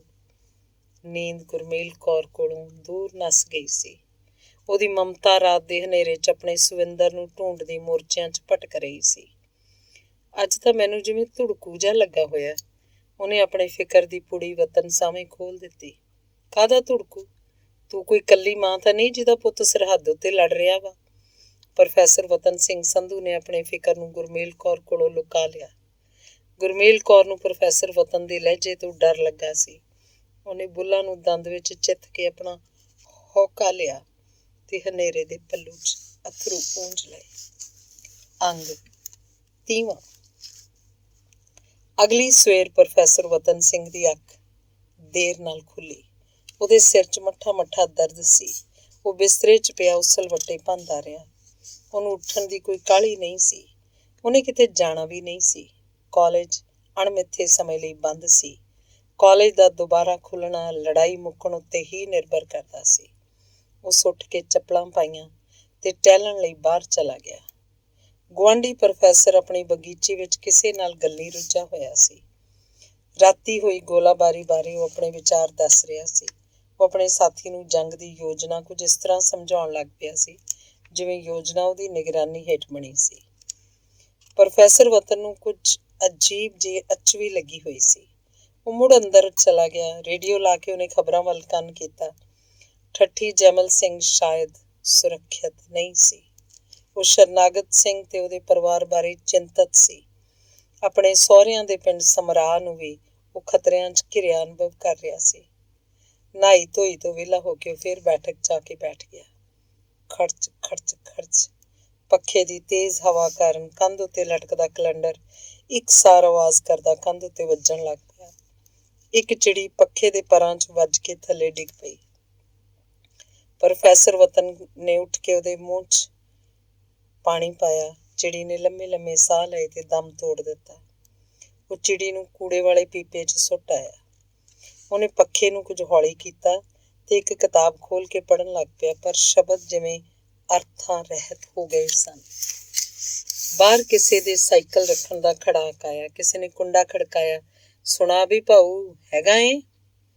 ਪ੍ਰੋਫੈਸਰ ਵਤਨ ਨੇ ਸੁਰੈਣ ਸਿੰਘ ਦੀ ਆਵਾਜ਼ ਪਛਾਣ ਲਈ। ਉਹਨੇ ਉੱਠ ਕੇ ਬੂਹਾ ਖੋਲ੍ਹਿਆ ਤੇ ਸੁਰੈਣ ਸਿੰਘ ਨੂੰ ਜੀ ਆਇਆਂ ਆਖਿਆ। ਸੁਰੈਣ ਸਿੰਘ ਨੇ ਕੁਰਸੀ ਖਿੱਚ ਕੇ ਪੱਖੇ ਥੱਲੇ ਕੀਤੀ ਤੇ ਬੈਠਦਿਆਂ ਹੀ ਕਮੀਜ਼ ਦੇ ਬਟਨ ਖੋਲ੍ਹ ਦਿੱਤੇ। ਅੱਜ ਤਾਂ ਭਾਊ ਘਾਣ ਹੋ ਗਿਆ। ਪੂਰਾ 20 ਕੋਹ ਪੈਂਡਾ ਸਾਈਕਲ ਤੇ ਕਰਕੇ ਆਇਆ ਵਾਂ। ਪਾਣੀ ਪਿਆ ਪਹਿਲੋਂ। ਸੁਰੈਣ ਸਿੰਘ ਪਿੰਡੋਂ ਚੇਚਾ ਚੱਲ ਕੇ ਆਇਆ ਸੀ। ਇਹ ਕੋਈ ਸੁਖਾਵੀਂ ਗੱਲ ਨਹੀਂ ਸੀ। ਪ੍ਰੋਫੈਸਰ ਵਤਨ ਦੀ ਚਿੰਤਾ ਦੂਣ ਸੁਆਈ ਹੋ ਗਈ। ਉਹਨੇ ਪਾਣੀ ਪਿਆ ਕੇ ਪੁੱਛਿਆ, ਠੱਠੀਆਂ ਵਾਲੇ ਤਾਂ ਰਾਜੀ ਬਾਜੀ ਆ ਨਾ? ਸੁਰੈਣ ਸਿੰਘ ਨੇ ਪੱਗ ਲਾ ਕੇ ਮੇਜ਼ ਤੇ ਰੱਖ ਦਿੱਤੀ ਤੇ ਖੱਬੇ ਹੱਥ ਦੀਆਂ 5 ਉਂਗਲਾਂ ਵਾਲਾਂ 'ਚ ਫੇਰੀਆਂ। ਪ੍ਰੋਫੈਸਰ ਵਤਨ ਦੇ ਸਵਾਲ ਨੂੰ ਅਣਸੁਣਿਆ ਕਰਕੇ ਉਸ ਪੁੱਛਿਆ, ਭੈਣ ਕਿੱਥੇ ਆ? ਗੁਰਮੇਲ ਗੁਰਦੁਆਰੇ ਮੱਥਾ ਟੇਕਣ ਗਈ ਆ, ਬਸ ਆਉਂਦੀ ਹੋਊ। ਅਸੀਂ ਕੁਛ ਦਿਨਾਂ ਦੇ ਸਮਰਾਵੇਂ ਬੈਠੇ ਹੋਏ ਹਾਂ। ਕੱਲ ਮਾਸੀ ਖਹਿੜੇ ਪੈ ਗਈ। ਅਖੇ ਤੈਨੂੰ ਤਾਂ ਪਤਾ ਹੀ ਯਾਰ। ਗੱਲ ਕੀ ਹੈ? ਪ੍ਰੋਫੈਸਰ ਵਤਨ ਚੇਤੰਨ ਹੋ ਕੇ ਬੈਠ ਗਿਆ। ਕੋਈ ਫਿਕਰ ਵਾਲੀ ਗੱਲ ਨਹੀਂ। ਸ਼ਰਨਾਗਤ ਸਿੰਘ ਟੱਬਰ ਸਮੇਤ ਬਾਕੀਪੁਰ ਪਹੁੰਚ ਗਿਆ। ਬਾਕੀਪੁਰ? ਇਹ ਬੁਝਾਰਤਾਂ ਜੀਆਂ ਕੀ ਪਾਈ ਜਾਂਦਾ? ਠੱਠੀਆਂ ਤਾਂ ਕਦੋਂ ਦਾ ਖਾਲੀ ਹੋ ਗਿਆ ਵਾ। ਉੱਥੇ ਤਾਂ ਇਸ ਵੇਲੇ ਆਪਣੇ ਫੌਜੀਆਂ ਦੀ ਸਿਰ ਧੜ ਦੀ ਬਾਜੀ ਲੱਗੀ ਹੋਈ ਆ। ਸੁਰੈਣ ਸਿੰਘ ਨੇ ਹਾਲਾਤ ਦਾ ਖੁਲਾਸਾ ਕੀਤਾ। ਸ਼ਰਨਾਗਤ ਦੇ ਸਾਲੇ ਵੇਲੇ ਸਿਰ ਟਰੈਕਟਰ ਲੈ ਕੇ ਆ ਗਏ, ਨਹੀਂ ਤਾਂ ਸਾਰਾ ਕੁਝ ਜਾਣਾ ਸੀ ਭੰਗ ਦੇ ਪਹਾੜੇ। ਉਹ ਟੱਬਰ ਨੂੰ ਵੀ ਕੱਢ ਕੇ ਲੈ ਗਏ ਤੇ ਜਿੰਨਾ ਕੁ ਸਮਾਨ ਤੇ ਮਾਲ ਡੰਗਰ ਬਚਾ ਸਕਦੇ ਸੀ ਉਹ ਵੀ ਬਚਾ ਲਿਆ। ਤੇ ਸਮਰਾ? ਗੱਲ ਇਹ ਵਾ ਭਾਊ, ਸਮਰਾਵਾਂ ਵਾਲੇ ਤਾਂ ਡਟੇ ਬੈਠੇ ਆ ਤੇ ਅਸੀਂ ਪਨਾਹਗੀਰ ਵੀ ਡਟ ਗਏ ਹਾਂ। ਹੁਣ ਅੱਵਲ ਤਾਂ ਸਾਡੇ ਫੌਜੀਆਂ ਨੇ ਪਾਕਿਸਤਾਨੀਆਂ ਨੂੰ ਸਮਰਾਵਾਂ ਨੇੜੇ ਫਟਕਣ ਨਹੀਂ ਦੇਣਾ। ਜੇ ਕਿਸੇ ਤਰ੍ਹਾਂ ਪਹੁੰਚ ਵੀ ਗਏ ਤਾਂ ਅਸੀਂ ਡਾਂਗਾਂ ਨਾਲ ਹੀ ਭਜਾ ਦੇਣੇ ਆ। ਅਸੀਂ ਨਹੀਂ ਲਈ ਦੇ ਉਹਨਾਂ ਕੋਲੇ। ਤੂੰ ਦੱਸਣ ਲੱਗਾ ਸੈਂ ਕਿ ਮਾਸੀ ਖਹਿੜੇ ਪੈ ਗਈ। ਹਾਂ ਸੱਚ, ਆਪਣੀ ਮਾਸਟਰਾਣੀ ਹੈ ਨਾ ਸਮਰਾਵਾਂ ਵਾਲੀ, ਕੀ ਨਾਂ ਉਹਦਾ? ਕੁਝ ਟਪੂ ਟਪੂ ਕਰਦਾ ਏ ਨਾਂ। ਮੂੰਹ ਅੱਗੇ ਆਉਂਦਾ। ਸੁਰੈਣ ਸਿੰਘ ਮੱਥਾ ਟਕੋਰਨ ਲੱਗਿਆ। ਚੰਚਲਜੀਤ ਤਾਂ ਨਹੀਂ? ਉਹ ਜਿਹੜੀ ਆਪਣੇ ਸਵਿੰਦਰ ਨਾਲ ਕਾਲਜ ਪੜ੍ਹਦੀ ਰਹੀ ਆ? ਹਾਂ ਹਾਂ, ਬਸ ਉਹ। ਕੀ ਹੋਇਆ ਉਹਨੂੰ? ਉਹਨੂੰ ਤਾਂ ਕੁਛ ਨਹੀਂ ਹੋਇਆ। ਫੇਰ? ਉਹ ਤੈਨੂੰ ਤਾਂ ਪਤਾ, ਸਕੂਲ ਤਾਂ ਅੱਜ ਕੱਲ੍ਹ ਬੰਦ ਨੇ। ਉਹ ਰੋਜ਼ ਅਲਗੋਂ ਕੋਠੀ ਜਾਂਦੀ ਹੈ। ਉੱਥੇ ਅੱਜ ਕੱਲ੍ਹ ਫੌਜੀਆਂ ਨੇ ਹਸਪਤਾਲ ਬਣਾਇਆ ਹੋਇਆ। ਲੜਾਈ 'ਚ ਜਿਹੜੇ ਫੱਟੜ ਹੁੰਦੇ ਨੇ ਉਹਨਾਂ ਦੀ ਪਹਿਲੀ ਮੱਲਮ ਪੱਟੀ ਉੱਥੇ ਹੀ ਹੁੰਦੀ ਹੈ। ਫੌਜੀਆਂ ਕੋਲ ਬੰਦਿਆਂ ਦਾ ਬਹੁਤ ਤੋੜਾ ਵਾ। ਆਪਣੀ ਮਾਸਟਰਾਣੀ ਉਹਨਾਂ ਨਾਲ ਪੱਟੀ ਪੁੱਟੀ ਬਣਵਾ ਦਿੰਦੀ ਹੈ। ਪ੍ਰੋਫੈਸਰ ਵਤਨ ਕਾਲਾ ਪੈ ਗਿਆ। ਤੂੰ ਅਗਲੀ ਗੱਲ ਕਰ। ਉਹੀ ਤੇ ਦੱਸਣ ਡਿਆ ਵਾਂ। ਸੁਰੈਣ ਸਿੰਘ ਨੇ ਠਾਹ ਸੁੱਟਾ ਮਾਰਿਆ। ਕੱਲ ਸ਼ਾਮੀ ਜਿਹੜੇ ਜ਼ਖਮੀ ਆਏ ਉਹਨਾਂ 'ਚ ਆਪਣਾ ਸਵਿੰਦਰ ਵੀ ਸੀ। ਪ੍ਰੋਫੈਸਰ ਵਤਨ ਦੇ ਦੁਆਲੇ ਜਿਵੇਂ ਸਮੁੱਚੀ ਦੁਨੀਆ ਘੁੰਮ ਗਈ। ਕੁਝ ਪਲਾਂ ਲਈ ਉਹ ਸੁੰਨ ਜਿਹਾ ਹੋ ਗਿਆ। ਉਹ ਬੇਯਕੀਨੀ 'ਚ ਸੁਰੈਣ ਸਿੰਘ ਵੱਲ ਝੁੱਕ ਗਿਆ। ਕਿਹਨੇ ਦੱਸਿਆ ਤੈਨੂੰ? ਉਹ ਮਾਸਟਰਾਣੀ ਨੇ ਪਛਾਣ ਲਿਆ ਸੀ ਉਹਨੂੰ। ਪਰ ਕੋਈ ਫਿਕਰ ਵਾਲੀ ਗੱਲ ਨਹੀਂ। ਮਾਮੂਲੀ ਸੱਟ ਜੱਟ ਦੇ ਪੁੱਤ ਨੂੰ ਕੀ ਆਂਦੀ ਆ? ਤੂੰ ਆਪ ਵੇਖਿਆ ਸੀ ਨਾ ਉਹਨੂੰ। ਬਹੁਤਾ ਜ਼ਖਮੀ ਤਾਂ ਨਹੀਂ? ਪ੍ਰੋਫੈਸਰ ਵਤਨ ਸਿੰਘ ਨੇ ਸੁਰੈਣ ਸਿੰਘ ਤੋਂ ਆਪਣੇ ਆਪ ਲਈ ਦਿਲਾਸਾ ਲੈਣਾ ਚਾਹਿਆ। ਇਦੋਂ ਬਹੁਤੀਆਂ ਸੱਟਾਂ ਤਾਂ ਭਾਊ ਉਦੋਂ ਮੈਨੂੰ ਲੱਗੀਆਂ ਸੀ ਜਦੋਂ ਨਵੀਂ ਪੱਤੀ ਵਾਲੇ ਕੈਲੇ ਨਾਲ ਮੇਰੀ ਝੜਪ ਹੋਈ ਸੀ। 4 ਦਿਨ ਘਿਓ ਪੀਤਾ, ਜ਼ਖਮਾਂ ਉੱਤੇ ਤੇਲ ਘਾਹ ਕਰਕੇ ਲਾਇਆ, ਹੁਣ ਤੇਰੇ ਸਾਹਮਣੇ ਘੋੜੇ ਵਰਗਾ ਫਿਰਦਾ। ਤੂੰ ਸਵਿੰਦਰ ਨੂੰ ਤਾਂ ਵੇਖਿਆ ਸੀ ਨਾ? ਹਾਂ, ਆਖਦਾ ਸੀ ਡੈਡੀ ਨੂੰ ਕਿਹੋ ਫਿਕਰ ਨਾ ਕਰੇ। ਮੈਂ ਰਾਜੀ ਹੋਇਆ ਖੜਾ। ਮੈਂ ਪੁੱਛਿਆ ਘਿਓ ਘਿਆ ਭਜਵਾ ਦਿੰਨਾ, ਮੰਨਿਆ ਹੀ ਨਹੀਂ। ਹੁਣ ਗੁਰਮੇਲ ਦੇ ਕੰਨੀ ਨਾ ਕੋਈ ਭਿਣਕ ਪਾਈ। ਸਵਾਰ ਉਸ ਕੁਝ ਸਕਣਾ ਨਹੀਂ, ਐਵੇਂ ਦੀਦੇ ਖੋਰੀ ਕਰੂ।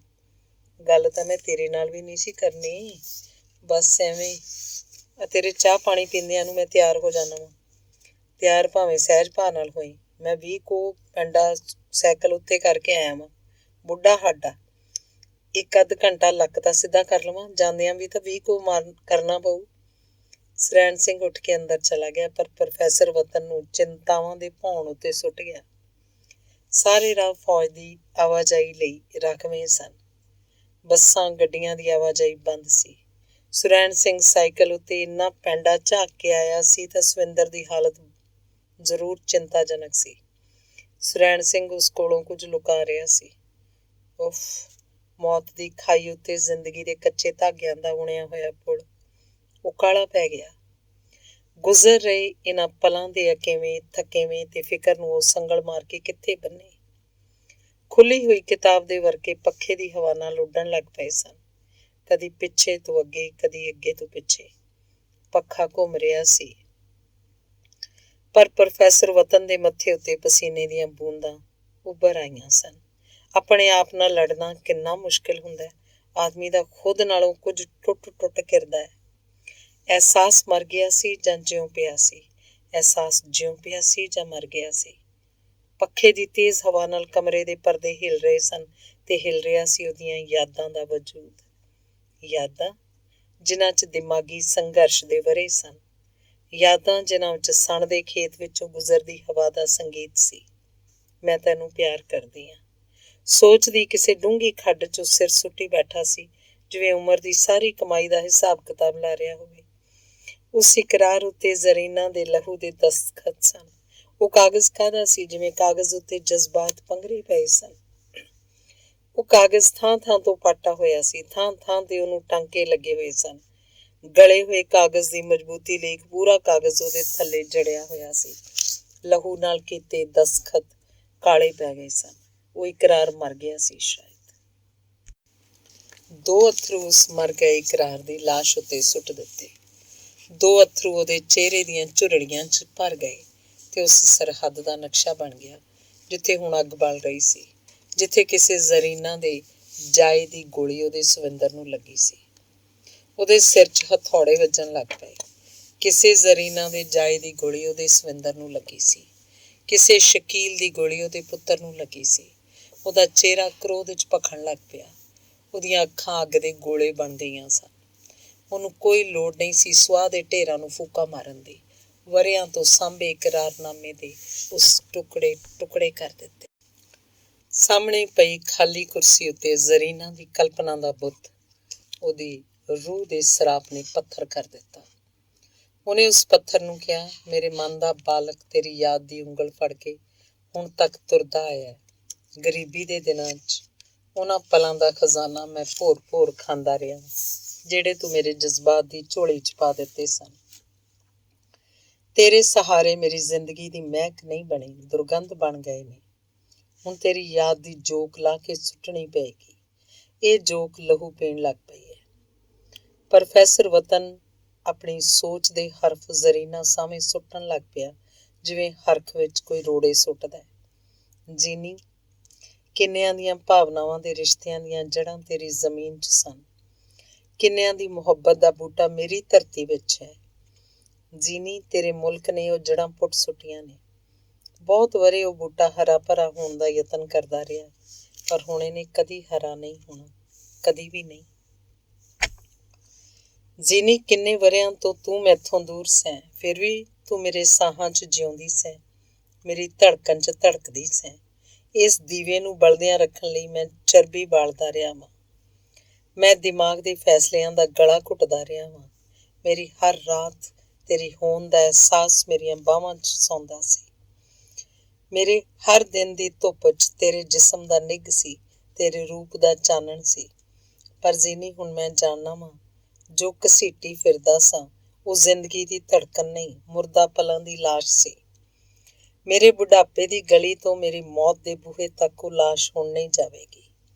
ਜੀਨੀ, ਢਲ ਗਈ ਉਮਰ ਦੇ ਵਿਹੜੇ 'ਚ ਤੂੰ ਲੱਖ ਜੀਵੇਂ, ਪਰ ਮਰ ਗਈ ਓ ਮੇਰੇ ਲਈ। ਮੇਰੇ ਜਜ਼ਬਾਤ ਦੇ ਪੈਰਾਂ ਹੇਠ ਤੂੰ ਦਫਨ ਹੋ ਗਈ ਓ ਮੇਰੇ ਦਿਲ ਦੇ ਮੁਰਦਾ ਘਾਟ ਅੰਦਰ। ਯਾਦਾਂ ਅਤੀਤ ਦੇ ਪਹਿਰੇ 'ਚ ਵਰਤਮਾਨ ਨਾਲ ਗੱਲਾਂ ਕਰਨ ਲੱਗ ਪਈਆਂ। ਅਖਬਾਰ ਪੱਖੇ ਦੀ ਹਵਾ ਨਾਲ ਉੱਡ ਕੇ ਕਮਰੇ ਦੀ ਨੁੱਕਰ ਤੱਕ ਪਹੁੰਚ ਗਿਆ। ਲਹੂ ਨਾਲ ਸ਼ਾਦੀ ਭਰਦੇ ਇਕਰਾਰ ਦੇ ਟੁਕੜੇ ਵਾਵ ਰੋਲੇ ਦੀ ਗਤੀ 'ਚ ਘੁੰਮ ਰਹੇ ਸਨ। ਵਰ੍ਹਿਆਂ ਦਾ ਕਾਫਲਾ ਉਮਰ ਦੇ ਆਖਰੀ ਪੜਾਅ ਉੱਤੇ ਸੀ। ਮੁਹੱਬਤ ਦਾ ਸਥੂਲ ਥੰਮ ਢਹਿ ਢੇਰੀ ਹੋ ਚੁੱਕਿਆ ਸੀ। ਯਾਦਾਂ ਮੁਰਦਾਬਾਦ ਦੇ ਨਾਅਰੇ ਲਾਉਣ ਲੱਗ ਪਈਆਂ ਸਨ, ਪਰ ਉਹਨੇ ਯਾਦਾਂ ਨਾਲ ਦੋ ਟੁੱਕ ਗੱਲ ਨਿਬੇੜ ਦਿੱਤੀ ਸੀ। ਵਾਵ ਰੋਲੇ ਦੀ ਵਲਗਣ ਵਿੱਚੋਂ ਨਿਕਲ ਕੇ ਕਾਗਜ਼ ਦੇ ਟੁਕੜੇ ਨੁੱਕਰਾਂ 'ਚ ਦੁਬਕ ਗਏ ਸਨ। ਖੁੱਲੀ ਪਈ ਕਿਤਾਬ ਦੇ ਵਰਕੇ ਅਜੇ ਵੀ ਉੱਡ ਰਹੇ ਸਨ, ਕਦੀ ਅੱਗੇ ਤੋਂ ਪਿੱਛੇ, ਕਦੀ ਪਿੱਛੇ ਤੋਂ ਅੱਗੇ। ਅੰਗ 31ਵਾਂ। ਉਹ ਆਪੋ ਆਪਣੇ ਸਾਈਕਲ ਲੈ ਕੇ ਤੁਰਦੇ ਤਾਂ ਸਫ਼ਰ ਕੁਝ ਆਸਾਨ ਹੋ ਜਾਣਾ ਸੀ, ਪਰ ਪ੍ਰੋਫੈਸਰ ਵਤਨ ਕੋਲੋਂ ਇੰਨੀ ਦੂਰ ਤੱਕ ਸਾਈਕਲ ਚਲਾਇਆ ਨਹੀਂ ਸੀ ਜਾਣਾ। ਉਹ ਪਹਿਲਾਂ ਵਾਂਗ ਤਗੜਾ ਨਹੀਂ ਸੀ। ਉਸ ਆਖਿਆ, ਆਪਾਂ ਇੱਕੋ ਸਾਈਕਲ ਉੱਤੇ ਚਲੇ ਜਾਈਏ। ਜਦੋਂ ਤੈਨੂੰ ਸਾਹ ਲੈਣ ਦੀ ਲੋੜ ਹੋਈ ਉਦੋਂ ਮੈਂ ਚਲਾ ਲਊਂ। ਇਸ ਤਰ੍ਹਾਂ ਵਾਰੀਆਂ ਭਰਦੇ ਆਪਾਂ ਪਹੁੰਚ ਜਾਵਾਂਗੇ।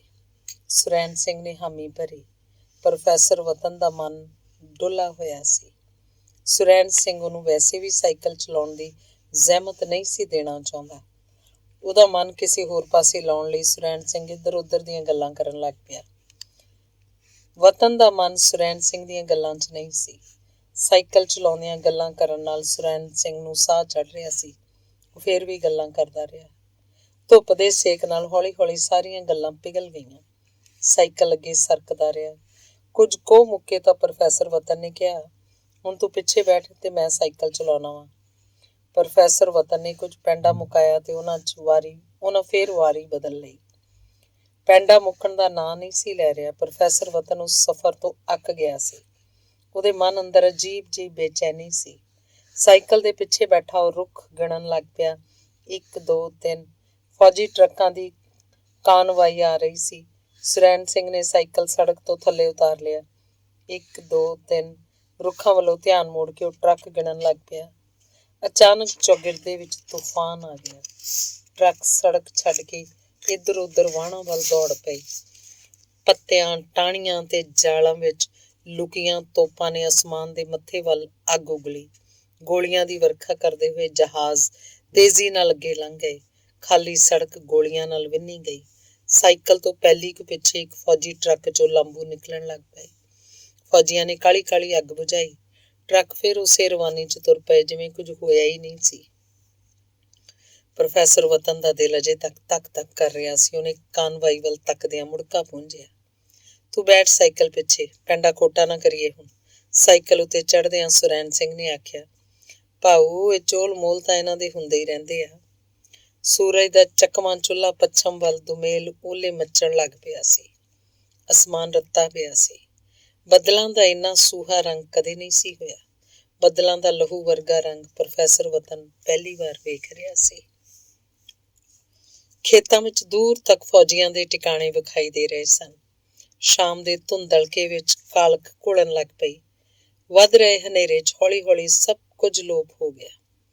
ਕਦੀ ਕਦਾਈਂ ਚਾਨਣ ਦਾ ਝੌਲਾ ਜਿਹਾ ਤੇ ਹਨੇਰੇ ਪਰਛਾਵਿਆਂ ਦੀ ਹਿਲਜੁਲ ਜਿਹੀ ਮਨੁੱਖੀ ਹੋਣ ਦਾ ਪਤਾ ਦਿੰਦੀ ਰਹੀ। ਰਾਹ 'ਚ ਜਿੰਨੇ ਵੀ ਪਿੰਡ ਆਏ ਸਾਰੇ ਦੇ ਸਾਰੇ ਹਨੇਰੇ 'ਚ ਡੁੱਬੇ ਹੋਏ ਸਨ, ਪਰ ਉਹਨਾਂ ਪਿੰਡਾਂ 'ਚ ਜਾਗਦੀਆਂ ਅੱਖਾਂ ਦਾ ਕਿਆਫਾ ਪ੍ਰੋਫੈਸਰ ਵਤਨ ਲਾ ਸਕਦਾ ਸੀ। ਸਿੱਧੇ ਅਲਗੋਂ ਕੋਠੀ ਚੱਲਦੇ ਹਾਂ, ਉੱਥੋਂ ਹੀ ਸਮਰਾਵਾਂ ਨੂੰ ਹੋ ਜਾਵਾਂਗੇ। ਪ੍ਰੋਫੈਸਰ ਵਤਨ ਦੇ ਬੋਲ ਰਾਤ ਦੀ ਸਿਆਹੀ 'ਚ ਘੁਲ ਗਏ।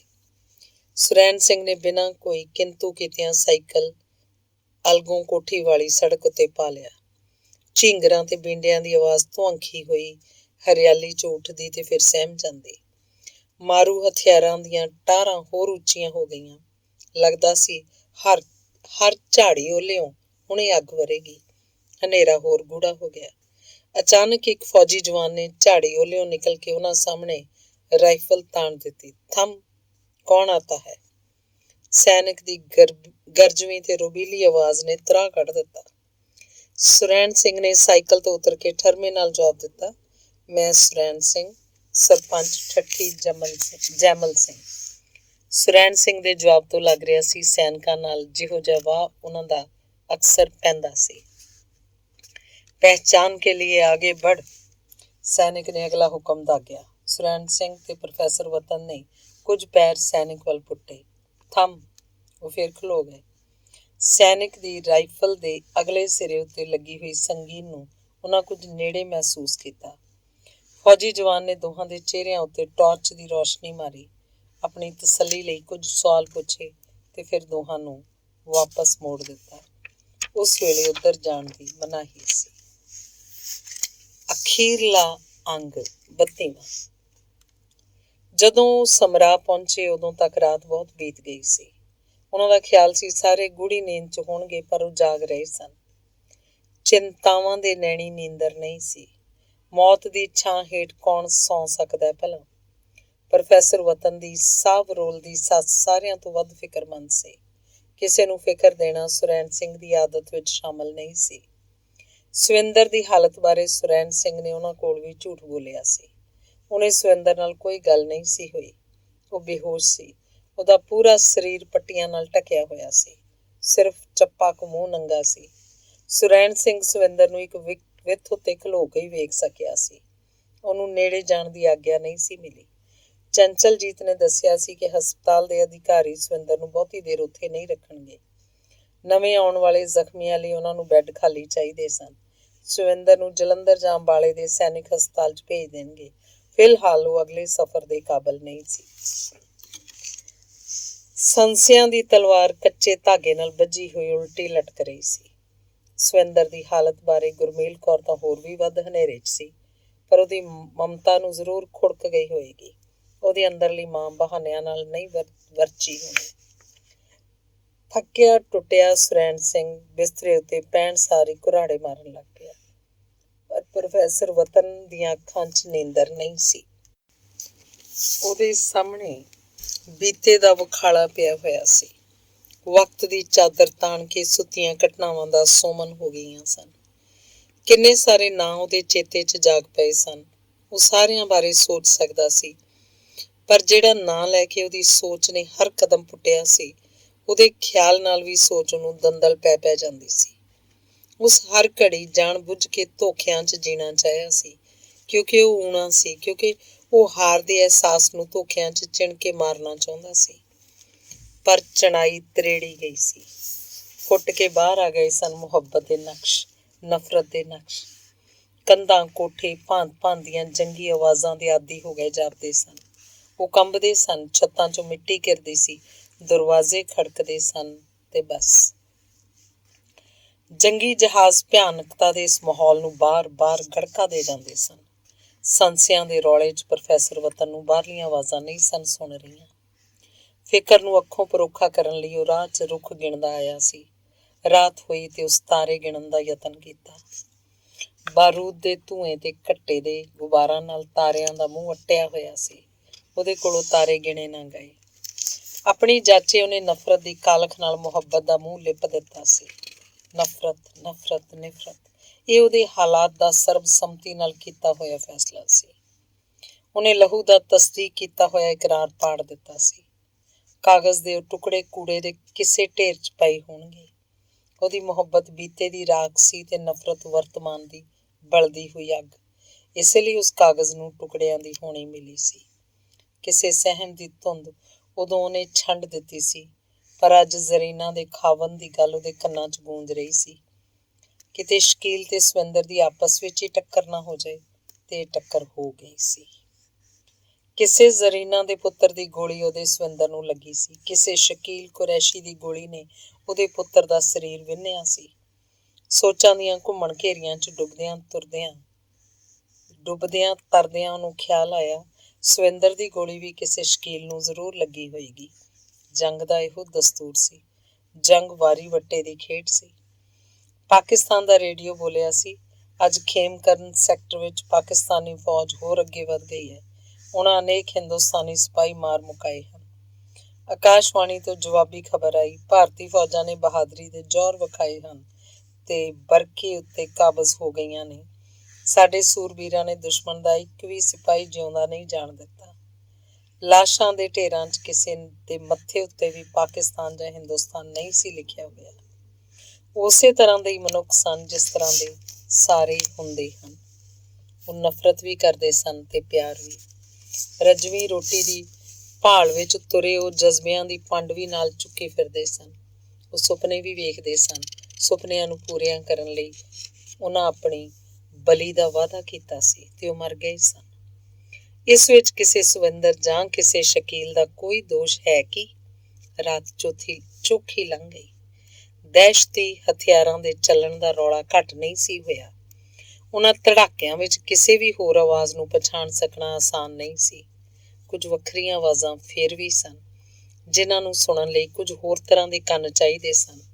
ਹਵਾ ਦੀ ਸਰਸਰਾਹਟ ਨਾਲ ਦੂਰੋਂ ਇੱਕ ਆਵਾਜ਼ ਉਹਦੇ ਵੱਲ ਤੁਰੀ ਆਈ, ਜਿਵੇਂ ਟੁੱਟ ਰਹੇ ਸਾਹਾਂ ਦੇ ਆਖਰੀ ਬੋਲ ਹੋਣ। ਮੈਂ ਤੈਨੂੰ ਪਿਆਰ। ਉਹ ਤਰਬ ਗਿਆ। ਤਿੜਕੀ ਹੋਈ ਹਾਕ ਜ਼ਰੀਨਾ ਦੀ ਸੀ। ਉਸ ਸ਼ਾਮ ਇਹ ਬੋਲ ਤਾਂ ਦੋਹਾਂ ਨੇ ਇੱਕ ਦੂਜੇ ਦੁਆਲੇ ਵਲ ਦਿੱਤੇ ਸਨ। ਉਹਦਾ ਸੁੰਨ ਹੋ ਗਿਆ ਜ਼ਹਿਨ ਬੇਹੋਸ਼ੀ ਵਰਗੀ ਨੀਂਦ ਵਿੱਚ ਲਹਿ ਗਿਆ। ਉਹਦੇ ਅਹਿਸਾਸ ਦੇ ਹੱਥ ਸੁਪਨਿਆਂ 'ਚ ਪਾਟੇ ਹੋਏ ਇਕਰਾਰ ਦੇ ਟੁਕੜਿਆਂ ਨੂੰ ਇਕੱਠੇ ਕਰਦੇ ਰਹੇ। ਤੜਕਸਾਰ ਹੀ ਪ੍ਰੋਫੈਸਰ ਵਤਨ ਦੀ ਨੀਂਦ ਟੁੱਟ ਗਈ। ਚਿੰਤਾਵਾਂ ਵੀ ਨਾਲ ਹੀ ਜਾਗ ਪਈਆਂ। ਉਹਨੇ ਨੇੜਲੇ ਮੰਜੇ ਉੱਤੇ ਸੁੱਤੇ ਹੋਏ ਸਰੈਣ ਸਿੰਘ ਨੂੰ ਵੀ ਹਲੂਣ ਕੇ ਜਗਾ ਦਿੱਤਾ। ਦੋਵੇਂ ਤਿਆਰ ਹੋ ਕੇ ਤੁਰਨ ਲੱਗੇ ਤਾਂ ਸਾਈਕਲ ਦੇ ਅਗਲੇ ਪਹੀਏ 'ਚ ਹਵਾ ਨਹੀਂ ਸੀ। ਪ੍ਰੋਫੈਸਰ ਵਤਨ ਸਿੰਘ ਦੇ ਸਾਲੇ ਕੁੰਦਨ ਸਿੰਘ ਨੇ ਬਿਸਤਰੇ 'ਚੋਂ ਉੱਠਦਿਆਂ ਜੁੱਤੀ ਪਾਈ। ਆ ਪੰਪ ਸੰਧੂਆਂ ਦੇ ਚੰਨੇ ਨੇ ਪਰਸੋਂ ਦਾ ਖੜਿਆ ਵਾ, ਅਜੇ ਤੱਕ ਮੁੜ ਕੇ ਨਹੀਂ ਗਿਆ। ਮੈਂ ਹੁਣੇ ਲੈ ਆਉਣਾ, ਤੁਸੀਂ ਘੜੀ ਕਿਉਂ ਡੀਕੋ? ਨਹੀਂ, ਤੂੰ ਬੈਠ, ਇਸ ਤਰ੍ਹਾਂ ਚਿਰ ਬੜਾ ਲੱਗੂ। ਪ੍ਰੋਫੈਸਰ ਵਤਨ ਸਿੰਘ ਨੇ ਉਹਨੂੰ ਰੋਕ ਦਿੱਤਾ ਤੇ ਫਿਰ ਸੁਰੈਣ ਸਿੰਘ ਵੱਲ ਮੂੰਹ ਮੋੜਿਆ। ਮੈਂ ਪਹੇ ਤੁਰਿਆ ਜਾਂਦਾ ਵਾਂ, ਤੂੰ ਚੰਨੇ ਵੱਲੋਂ ਹਵਾ ਭਰ ਕੇ ਮੈਨੂੰ ਅਗਲਵਾਂਢੀ ਮਿਲ ਪਾਈ। ਠੀਕ ਹੈ। ਸੁਰੈਣ ਸਿੰਘ ਨੇ ਸਾਈਕਲ ਫੜਿਆ ਤੇ ਤੁਰ ਪਿਆ। ਅਸੀਂ ਵੀ ਤਿਆਰ ਹੋ ਕੇ ਤੁਹਾਡੇ ਮਗਰ ਆਉਂਦੇ ਹਾਂ। ਕੁੰਦਨ ਸਿੰਘ ਨੇ ਸਿਰਹਾਣੇ ਪਈ ਗੜਵੀ ਵਿੱਚੋਂ ਪਾਣੀ ਦਾ ਘੁੱਟ ਭਰ ਕੇ ਆਖਿਆ। ਪ੍ਰੋਫੈਸਰ ਵਤਨ ਸਿੰਘ ਪਿੰਡ ਤੋਂ ਬਾਹਰ ਆ ਕੇ ਰਾਹੇ ਪੈ ਗਿਆ। ਪਿੰਡ ਦੇ ਨੇੜੇ ਤੇੜੇ ਦੇ ਪਹੇ ਦੇ ਦੋਹੀਂ ਪਾਸੇ ਕਿਧਰੇ ਵੀ ਫੌਜੀਆਂ ਦੇ ਮੋਰਚੇ ਵਿਖਾਈ ਨਹੀਂ ਸਨ ਦਿੰਦੇ। ਸ਼ਾਇਦ ਆਮ ਲਾਂਘਾ ਤੇ ਆਬਾਦੀ ਦੀ ਹੋਂਦ ਕਰਕੇ, ਪਰ ਅਸਮਾਨ ਵੱਲ ਮੂੰਹ ਕਰਕੇ ਤਾਕ ਲਾਈ ਬੈਠੀਆਂ ਤੋਪਾਂ ਉਹ ਫਿਰ ਵੀ ਵੇਖ ਸਕਦਾ ਸੀ। ਉਹ ਤੋਪਾਂ ਗੋਲੇ ਦਾਗਣ ਲਈ ਤਿਆਰ ਬਰ ਤਿਆਰ ਸਨ। ਅਚਾਨਕ ਅੱਡੇ ਮੂੰਹ ਵਾਲੀਆਂ ਤੋਪਾਂ ਵਿੱਚੋਂ ਅੱਗ ਨਿਕਲਣ ਲੱਗ ਪਈ। ਫਿਜ਼ਾ 'ਚ ਤਰਥੱਲੀ ਮਚ ਗਈ। 4 ਜੰਗੀ ਜਹਾਜ਼ ਗੋਲੇ ਵਰਾ ਕੇ ਅਗਾਂਹ ਲੰਘ ਗਏ ਸਨ। ਫਿਰਨੀ ਨੇੜੇ ਸੰਧੂਆਂ ਦੇ ਘਰ ਵੱਲ ਮਿੱਟੀ ਦਾ ਗੁਬਾਰ ਅਸਮਾਨ ਛੂਹਣ ਲੱਗ ਪਿਆ ਸੀ। ਪ੍ਰੋਫੈਸਰ ਵਤਨ ਸਿੰਘ ਦਾ ਧਿਆਨ ਸੁਰੈਣ ਸਿੰਘ ਵੱਲ ਚਲਾ ਗਿਆ। ਸੁੱਖ ਹੋਵੇ ਸਹੀ, ਉਹਨੇ ਮਨ ਹੀ ਮਨ ਸੁਰੈਣ ਸਿੰਘ ਲਈ ਅਰਦਾਸ ਕੀਤੀ। ਉਹਦੀ ਨਜ਼ਰ ਸਿਰ ਉੱਤੇ ਗੁਜ਼ਰੇ ਜਹਾਜ਼ਾਂ ਵੱਲ ਮੁੜੀ। ਚੌਂ ਵਿੱਚ ਇੱਕ ਜਹਾਜ਼ ਫੁੰਡਿਆ ਗਿਆ ਸੀ। ਜਹਾਜ਼ ਦੀ ਪੂਛ ਵਾਲੇ ਪਾਸਿਓਂ ਧੂੰਆਂ ਨਿਕਲਣ ਲੱਗ ਪਿਆ ਸੀ। ਉਸ ਜਹਾਜ਼ 'ਚੋਂ ਇੱਕ ਗੰਢ ਜਿਹੀ ਹੇਠਾਂ ਵੱਲ ਡਿੱਗੀ। ਉਹ ਸ਼ਾਇਦ ਜਹਾਜ਼ ਦਾ ਪਾਇਲਟ ਸੀ। ਕੁਝ ਛਿਣ ਪਿੱਛੋਂ ਉਹਦਾ ਛਾਤਾ ਖੁੱਲ੍ਹ ਗਿਆ ਤੇ ਹੌਲੀ ਹੌਲੀ ਹੇਠਾਂ ਆਉਣ ਲੱਗਾ। ਉਹ ਛਾਤਾ ਬਰਦਾਰ ਪ੍ਰੋਫੈਸਰ ਵਤਨ ਸਿੰਘ ਤੋਂ 2-3 ਪੈਲੀਆਂ ਦੀ ਵਿੱਥ ਉੱਤੇ ਡਿੱਗ ਪਿਆ ਤੇ ਡਿੱਗਦਾ ਹੀ ਕਿੰਨੀਆਂ ਸਾਰੀਆਂ ਵਲੇਟਣੀਆਂ ਖਾ ਗਿਆ। ਉਹਦਾ ਪੈਰਾਸ਼ੂਟ ਝਾੜੀਆਂ ਨਾਲ ਉਲਝ ਗਿਆ। ਪ੍ਰੋਫੈਸਰ ਵਤਨ ਸਿੰਘ ਉੱਧਰ ਨੂੰ ਨੱਸਿਆ।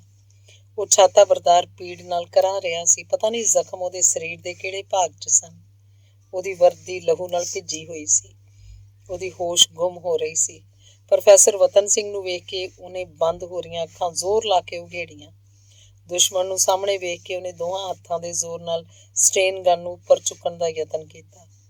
ਉਹ ਆਪਣੇ ਬਚਾਅ ਲਈ ਉਹਦੇ ਉੱਪਰ ਗੋਲੀ ਦਾਗਣਾ ਚਾਹੁੰਦਾ ਸੀ, ਪਰ ਛਾਤਾ ਬਰਦਾਰ ਦੇ ਹੱਥ ਨਿਢਾਲ ਜਿਹੇ ਹੇਠਾਂ ਡਿੱਗ ਪਏ। ਉਹਦੀਆਂ ਬਾਹਾਂ ਵਿੱਚ ਸੱਤ ਨਹੀਂ ਸੀ। ਉਹਨੇ ਅਜੀਬ ਜਿਹੀ ਆਵਾਜ਼ ਮੂੰਹੋਂ ਕੱਢੀ। ਸ਼ਾਇਦ ਉਹਦਾ ਦਮ ਟੁੱਟ ਰਿਹਾ ਸੀ। ਉਹਨੇ ਛਾਤਾ ਬਰਦਾਰ ਦੇ ਚਿਹਰੇ ਉੱਤੇ ਜ਼ਿੰਦਗੀ ਲਈ ਤਰਲਾ ਵੇਖਿਆ। ਪ੍ਰੋਫੈਸਰ ਵਤਨ ਸਿੰਘ ਨੇ ਦੁਸ਼ਮਣ ਦੇ ਚਿਹਰੇ ਉੱਤੇ ਭਰਵੀਂ ਨਜ਼ਰ ਸੁੱਟੀ। ਇੱਕ ਪਛਾਣ ਉੱਘੜ ਕੇ ਸਾਹਮਣੇ ਆ ਬੈਠੀ। ਪ੍ਰੋਫੈਸਰ ਵਤਨ ਨੇ ਉਸ ਦੁਸ਼ਮਣ ਦੀਆਂ ਅੱਖਾਂ 'ਚ ਆਪਣੇ ਮਰ ਚੁੱਕੇ ਵਿਸ਼ਵਾਸ ਦੇ ਨਕਸ਼ ਵੇਖੇ। ਉਹ ਕੁਝ ਪੈਰ ਅਗਾਂਹ ਹੋਇਆ। ਦੁਸ਼ਮਣ ਦੇ ਚਿਹਰੇ ਉੱਤੇ ਉਹਦੀ ਮੁਹੱਬਤ ਦੇ ਨਕਸ਼ ਸਨ। ਉਹ ਨਕਸ਼ ਬਾਰ-ਬਾਰ ਜ਼ਰੀਨਾ ਦੇ ਚਿਹਰੇ 'ਚ ਬਦਲ ਰਹੇ ਸਨ। ਪਿੰਡ ਵੰਨੀ ਮਿੱਟੀ ਦੇ ਗੁਬਾਰ ਅੱਗ ਤੇ ਧੂਏਂ 'ਚ ਬਦਲ ਗਏ ਸਨ। ਚੀਕ ਚਿਹਾੜਾ ਤੇ ਆਵਾਜ਼ਾਂ ਉੱਚੀਆਂ ਹੋ ਰਹੀਆਂ ਸਨ। ਉਹ ਆਵਾਜ਼ਾਂ ਉਸ ਛਾਤਾ ਬਰਦਾਰ ਵੱਲ ਵੱਧ ਰਹੀਆਂ ਸਨ। ਪ੍ਰੋਫੈਸਰ ਵਤਨ ਸਿੰਘ ਨੇ ਭੌਂ ਕੇ ਵੇਖਿਆ। ਲੋਕ ਪਿੰਡ 'ਚੋਂ ਨਿਕਲ ਕੇ ਵਾਹੋ-ਦਾਈ ਉੱਧਰ ਨੱਸੇ ਆ ਰਹੇ ਸਨ। ਉਹਨਾਂ ਦੇ ਹੱਥਾਂ 'ਚ ਛਵੀਆਂ, ਗੰਡਾਸੀਆਂ, ਟਕੂਏ ਤੇ ਤਲਵਾਰਾਂ ਸਨ। ਜੋ ਕੁਝ ਵੀ ਕਿਸੇ ਦੇ ਹੱਥ ਆਇਆ ਸੀ ਲੈ ਕੇ ਨੱਸ ਤੁਰਿਆ ਸੀ। ਉਹ ਹਥਿਆਰ ਸਵੇਰ ਦੀ ਧੁੱਪ 'ਚ ਚਮਕ ਰਹੇ ਸਨ। ਲੋਕ ਪਲ-ਪਲ ਨੇੜੇ ਆ ਰਹੇ ਸਨ। ਛਾਤਾ ਬਰਦਾਰ ਦੀਆਂ ਅੱਖਾਂ ਡਰ ਨਾਲ ਹੋਰ ਚੌੜੀਆਂ ਹੋ ਗਈਆਂ ਸਨ। ਪ੍ਰੋਫੈਸਰ ਵਤਨ ਸਿੰਘ ਨੇ ਲਾਹੌਰ ਦੇ ਸਟੇਸ਼ਨ ਉੱਤੇ ਵਿਦਾ ਦੇ ਪਲਾਂ ਵੇਲੇ ਸ਼ਕੀਲ ਨੂੰ ਆਖਿਆ ਸੀ, ਸ਼ਕੀਲ ਬੇਟੇ, ਜਦੋਂ ਅਗਲੀ ਵਾਰ ਮਿਲਿਆ ਤਾਂ ਤੈਨੂੰ ਫੌਜੀ ਵਰਦੀ 'ਚ ਸਜਿਆ ਹੋਇਆ ਵੇਖਾਂਗਾ। ਕਈ ਵਾਰ ਮੂੰਹੋਂ ਨਿਕਲੇ ਬੋਲਾਂ ਦਾ ਭੋਰਾ-ਭੋਰਾ ਸੱਚ ਹੋ ਜਾਂਦਾ। ਵਰ੍ਹਿਆਂ ਪਹਿਲਾਂ ਆਖੇ ਹੋਏ ਉਹਦੇ ਆਪਣੇ ਬੋਲ ਬੇਪਛਾਣ ਹੋ ਕੇ ਜ਼ਹਿਨ 'ਚ ਰੜਕੇ। ਨੇੜੇ, ਹੋਰ ਨੇੜੇ, ਛਵੀਆਂ ਦੀ ਰੁੱਤ ਦਾ ਪਰਛਾਵਾਂ ਉਸ ਵੱਲ ਵੱਧ ਰਿਹਾ ਸੀ। ਕ੍ਰੋਧ 'ਚ ਖੌਲੇ ਹੋਏ ਲੋਕ ਉਹਨਾਂ ਦੇ ਬਹੁਤ ਨੇੜੇ ਪਹੁੰਚ ਗਏ। ਉਸ ਡਰੇ ਹੋਏ ਚਿਹਰੇ ਉੱਤੇ ਕੁਝ ਅਣਮਿੱਟੇ ਹਰਫ ਬਾਕੀ ਸਨ। ਪ੍ਰੋਫੈਸਰ ਵਤਨ ਸਿੰਘ ਵਾਵ ਰੋਲੇ 'ਚ ਘੁੰਮ ਗਿਆ। ਇੱਕ ਜਵਾਰ ਭਾਟਾ ਉਹਦੀਆਂ ਅੱਖਾਂ ਰਾਹ ਥੋੜ੍ਹਾ ਜਿਹਾ ਛਲਕ ਕੇ ਪਿਛਾਂਹ ਮੁੜ ਗਿਆ। ਉਹਨੇ ਬੇਆਸ ਚਿਹਰੇ ਦੇ ਹਰਫ ਪੜ੍ਹੇ ਤੇ ਪਿੱਛੇ ਮੁੜ ਕੇ ਵੇਖਿਆ। ਉਸ ਛਾਤਾ ਬਰਦਾਰ ਵੱਲ ਹਥਿਆਰ ਉੱਗਰ ਆਏ ਸਨ। ਪ੍ਰੋਫੈਸਰ ਵਤਨ ਕਾਹਲੀ ਨਾਲ ਉਹਦੇ ਉੱਤੇ ਝੁਕ ਗਿਆ। ਅਨੇਕ ਨਕਸ਼ਾਂ ਵਾਲੇ ਵੱਲ ਉਹ ਤਲਵਾਰ ਬਣ ਕੇ ਝੁਕਿਆ ਸੀ ਕਿ ਢਾਲ ਦੀ ਰੱਖ ਹੋ ਕੇ। ਇਸ ਸਵਾਲ ਦਾ ਜਵਾਬ ਅਗਲੇ ਛਿਨਾਂ ਕੋਲ ਸੀ। ਬੰਦੂਕ 'ਚੋਂ ਨਿਕਲੀ ਹੋਈ ਗੋਲੀ ਵਾਪਸ ਨਹੀਂ ਮੁੜਦੀ। ਉਲਰੇ ਹੋਏ ਹਥਿਆਰਾਂ ਨੂੰ ਹਵਾ ਠੱਲ ਨਹੀਂ ਪਾਉਂਦੀ। ਉਹ ਇਹ ਤਾਂ ਕੋਈ ਆਪਣਾ ਬੰਦਾ ਹੀ ਟੁੱਕਿਆ ਗਿਆ ਜਾਪਦਾ ਹੈ, ਹਜੂਮ 'ਚੋਂ ਕੋਈ ਬੋਲਿਆ। ਮੈਨੂੰ ਤਾਂ ਕੋਈ ਦੁਸ਼ਮਣ ਦਾ ਜਾਸੂਸ ਜਾਪਦਾ, ਇੱਕ ਹੋਰ ਨੇ ਰਾਏ ਦਿੱਤੀ। ਉਹ ਕੰਜਰੋ ਦੇਖ ਤਾਂ ਲਓ, ਭੀੜ 'ਚੋਂ ਕੋਈ ਪੂਰੇ ਤਾਣ ਨਾਲ ਚੀਕਿਆ। ਬਹੁਤ ਪਰਾਂ ਇੱਕ ਪੈਲੀ 'ਚ ਡਿੱਗੇ ਹੋਏ ਜਹਾਜ਼ ਵਿੱਚੋਂ ਲਾਟਾਂ ਉੱਠ ਰਹੀਆਂ ਸਨ। ਉਸ ਤੋਂ ਵੀ ਬਹੁਤ ਪਰਾਂ ਸਰਹੱਦ ਦੇ ਉਸ ਪਾਰ ਤੇ ਬਹੁਤ ਉਰਾਂ ਸਰਹੱਦ ਦੇ ਇਸ ਪਾਰ ਉਡੀਕ ਹੰਭੀ ਬੈਠੀ ਸੀ। ਪੱਛਮ ਬੰਨਿਓਂ ਠੰਡੀ ਪੌਣ ਸਰਕੜੇ ਵਿੱਚੋਂ ਦੀ ਲੰਘ ਰਹੀ ਸੀ। ਮੈਂ ਤੈਨੂੰ ਪਿਆਰ। ਸਰਕੜੇ ਵਿੱਚੋਂ ਗੁਜ਼ਰਦੀ ਹਵਾ ਦੇ ਬੋਲ ਸਮਝਣ ਵਾਲਾ ਇਹਨਾਂ ਬੋਲਾਂ ਨੂੰ ਸਾਰੀ ਉਮਰ ਹੰਢਾ ਕੇ ਤੁਰ ਗਿਆ ਸੀ। ਕਿਸੇ ਨੇ ਪ੍ਰੋਫੈਸਰ ਵਤਨ ਸਿੰਘ ਦੀ ਮੁਰਦਾ ਦੇਹ ਨੂੰ ਸਿੱਧਿਆਂ ਕੀਤਾ। ਛਾਤਾ ਬਰਦਾਰ 'ਚ ਅਜੇ ਸਾਹ ਬਾਕੀ ਸਨ। ਧੰਨਵਾਦ।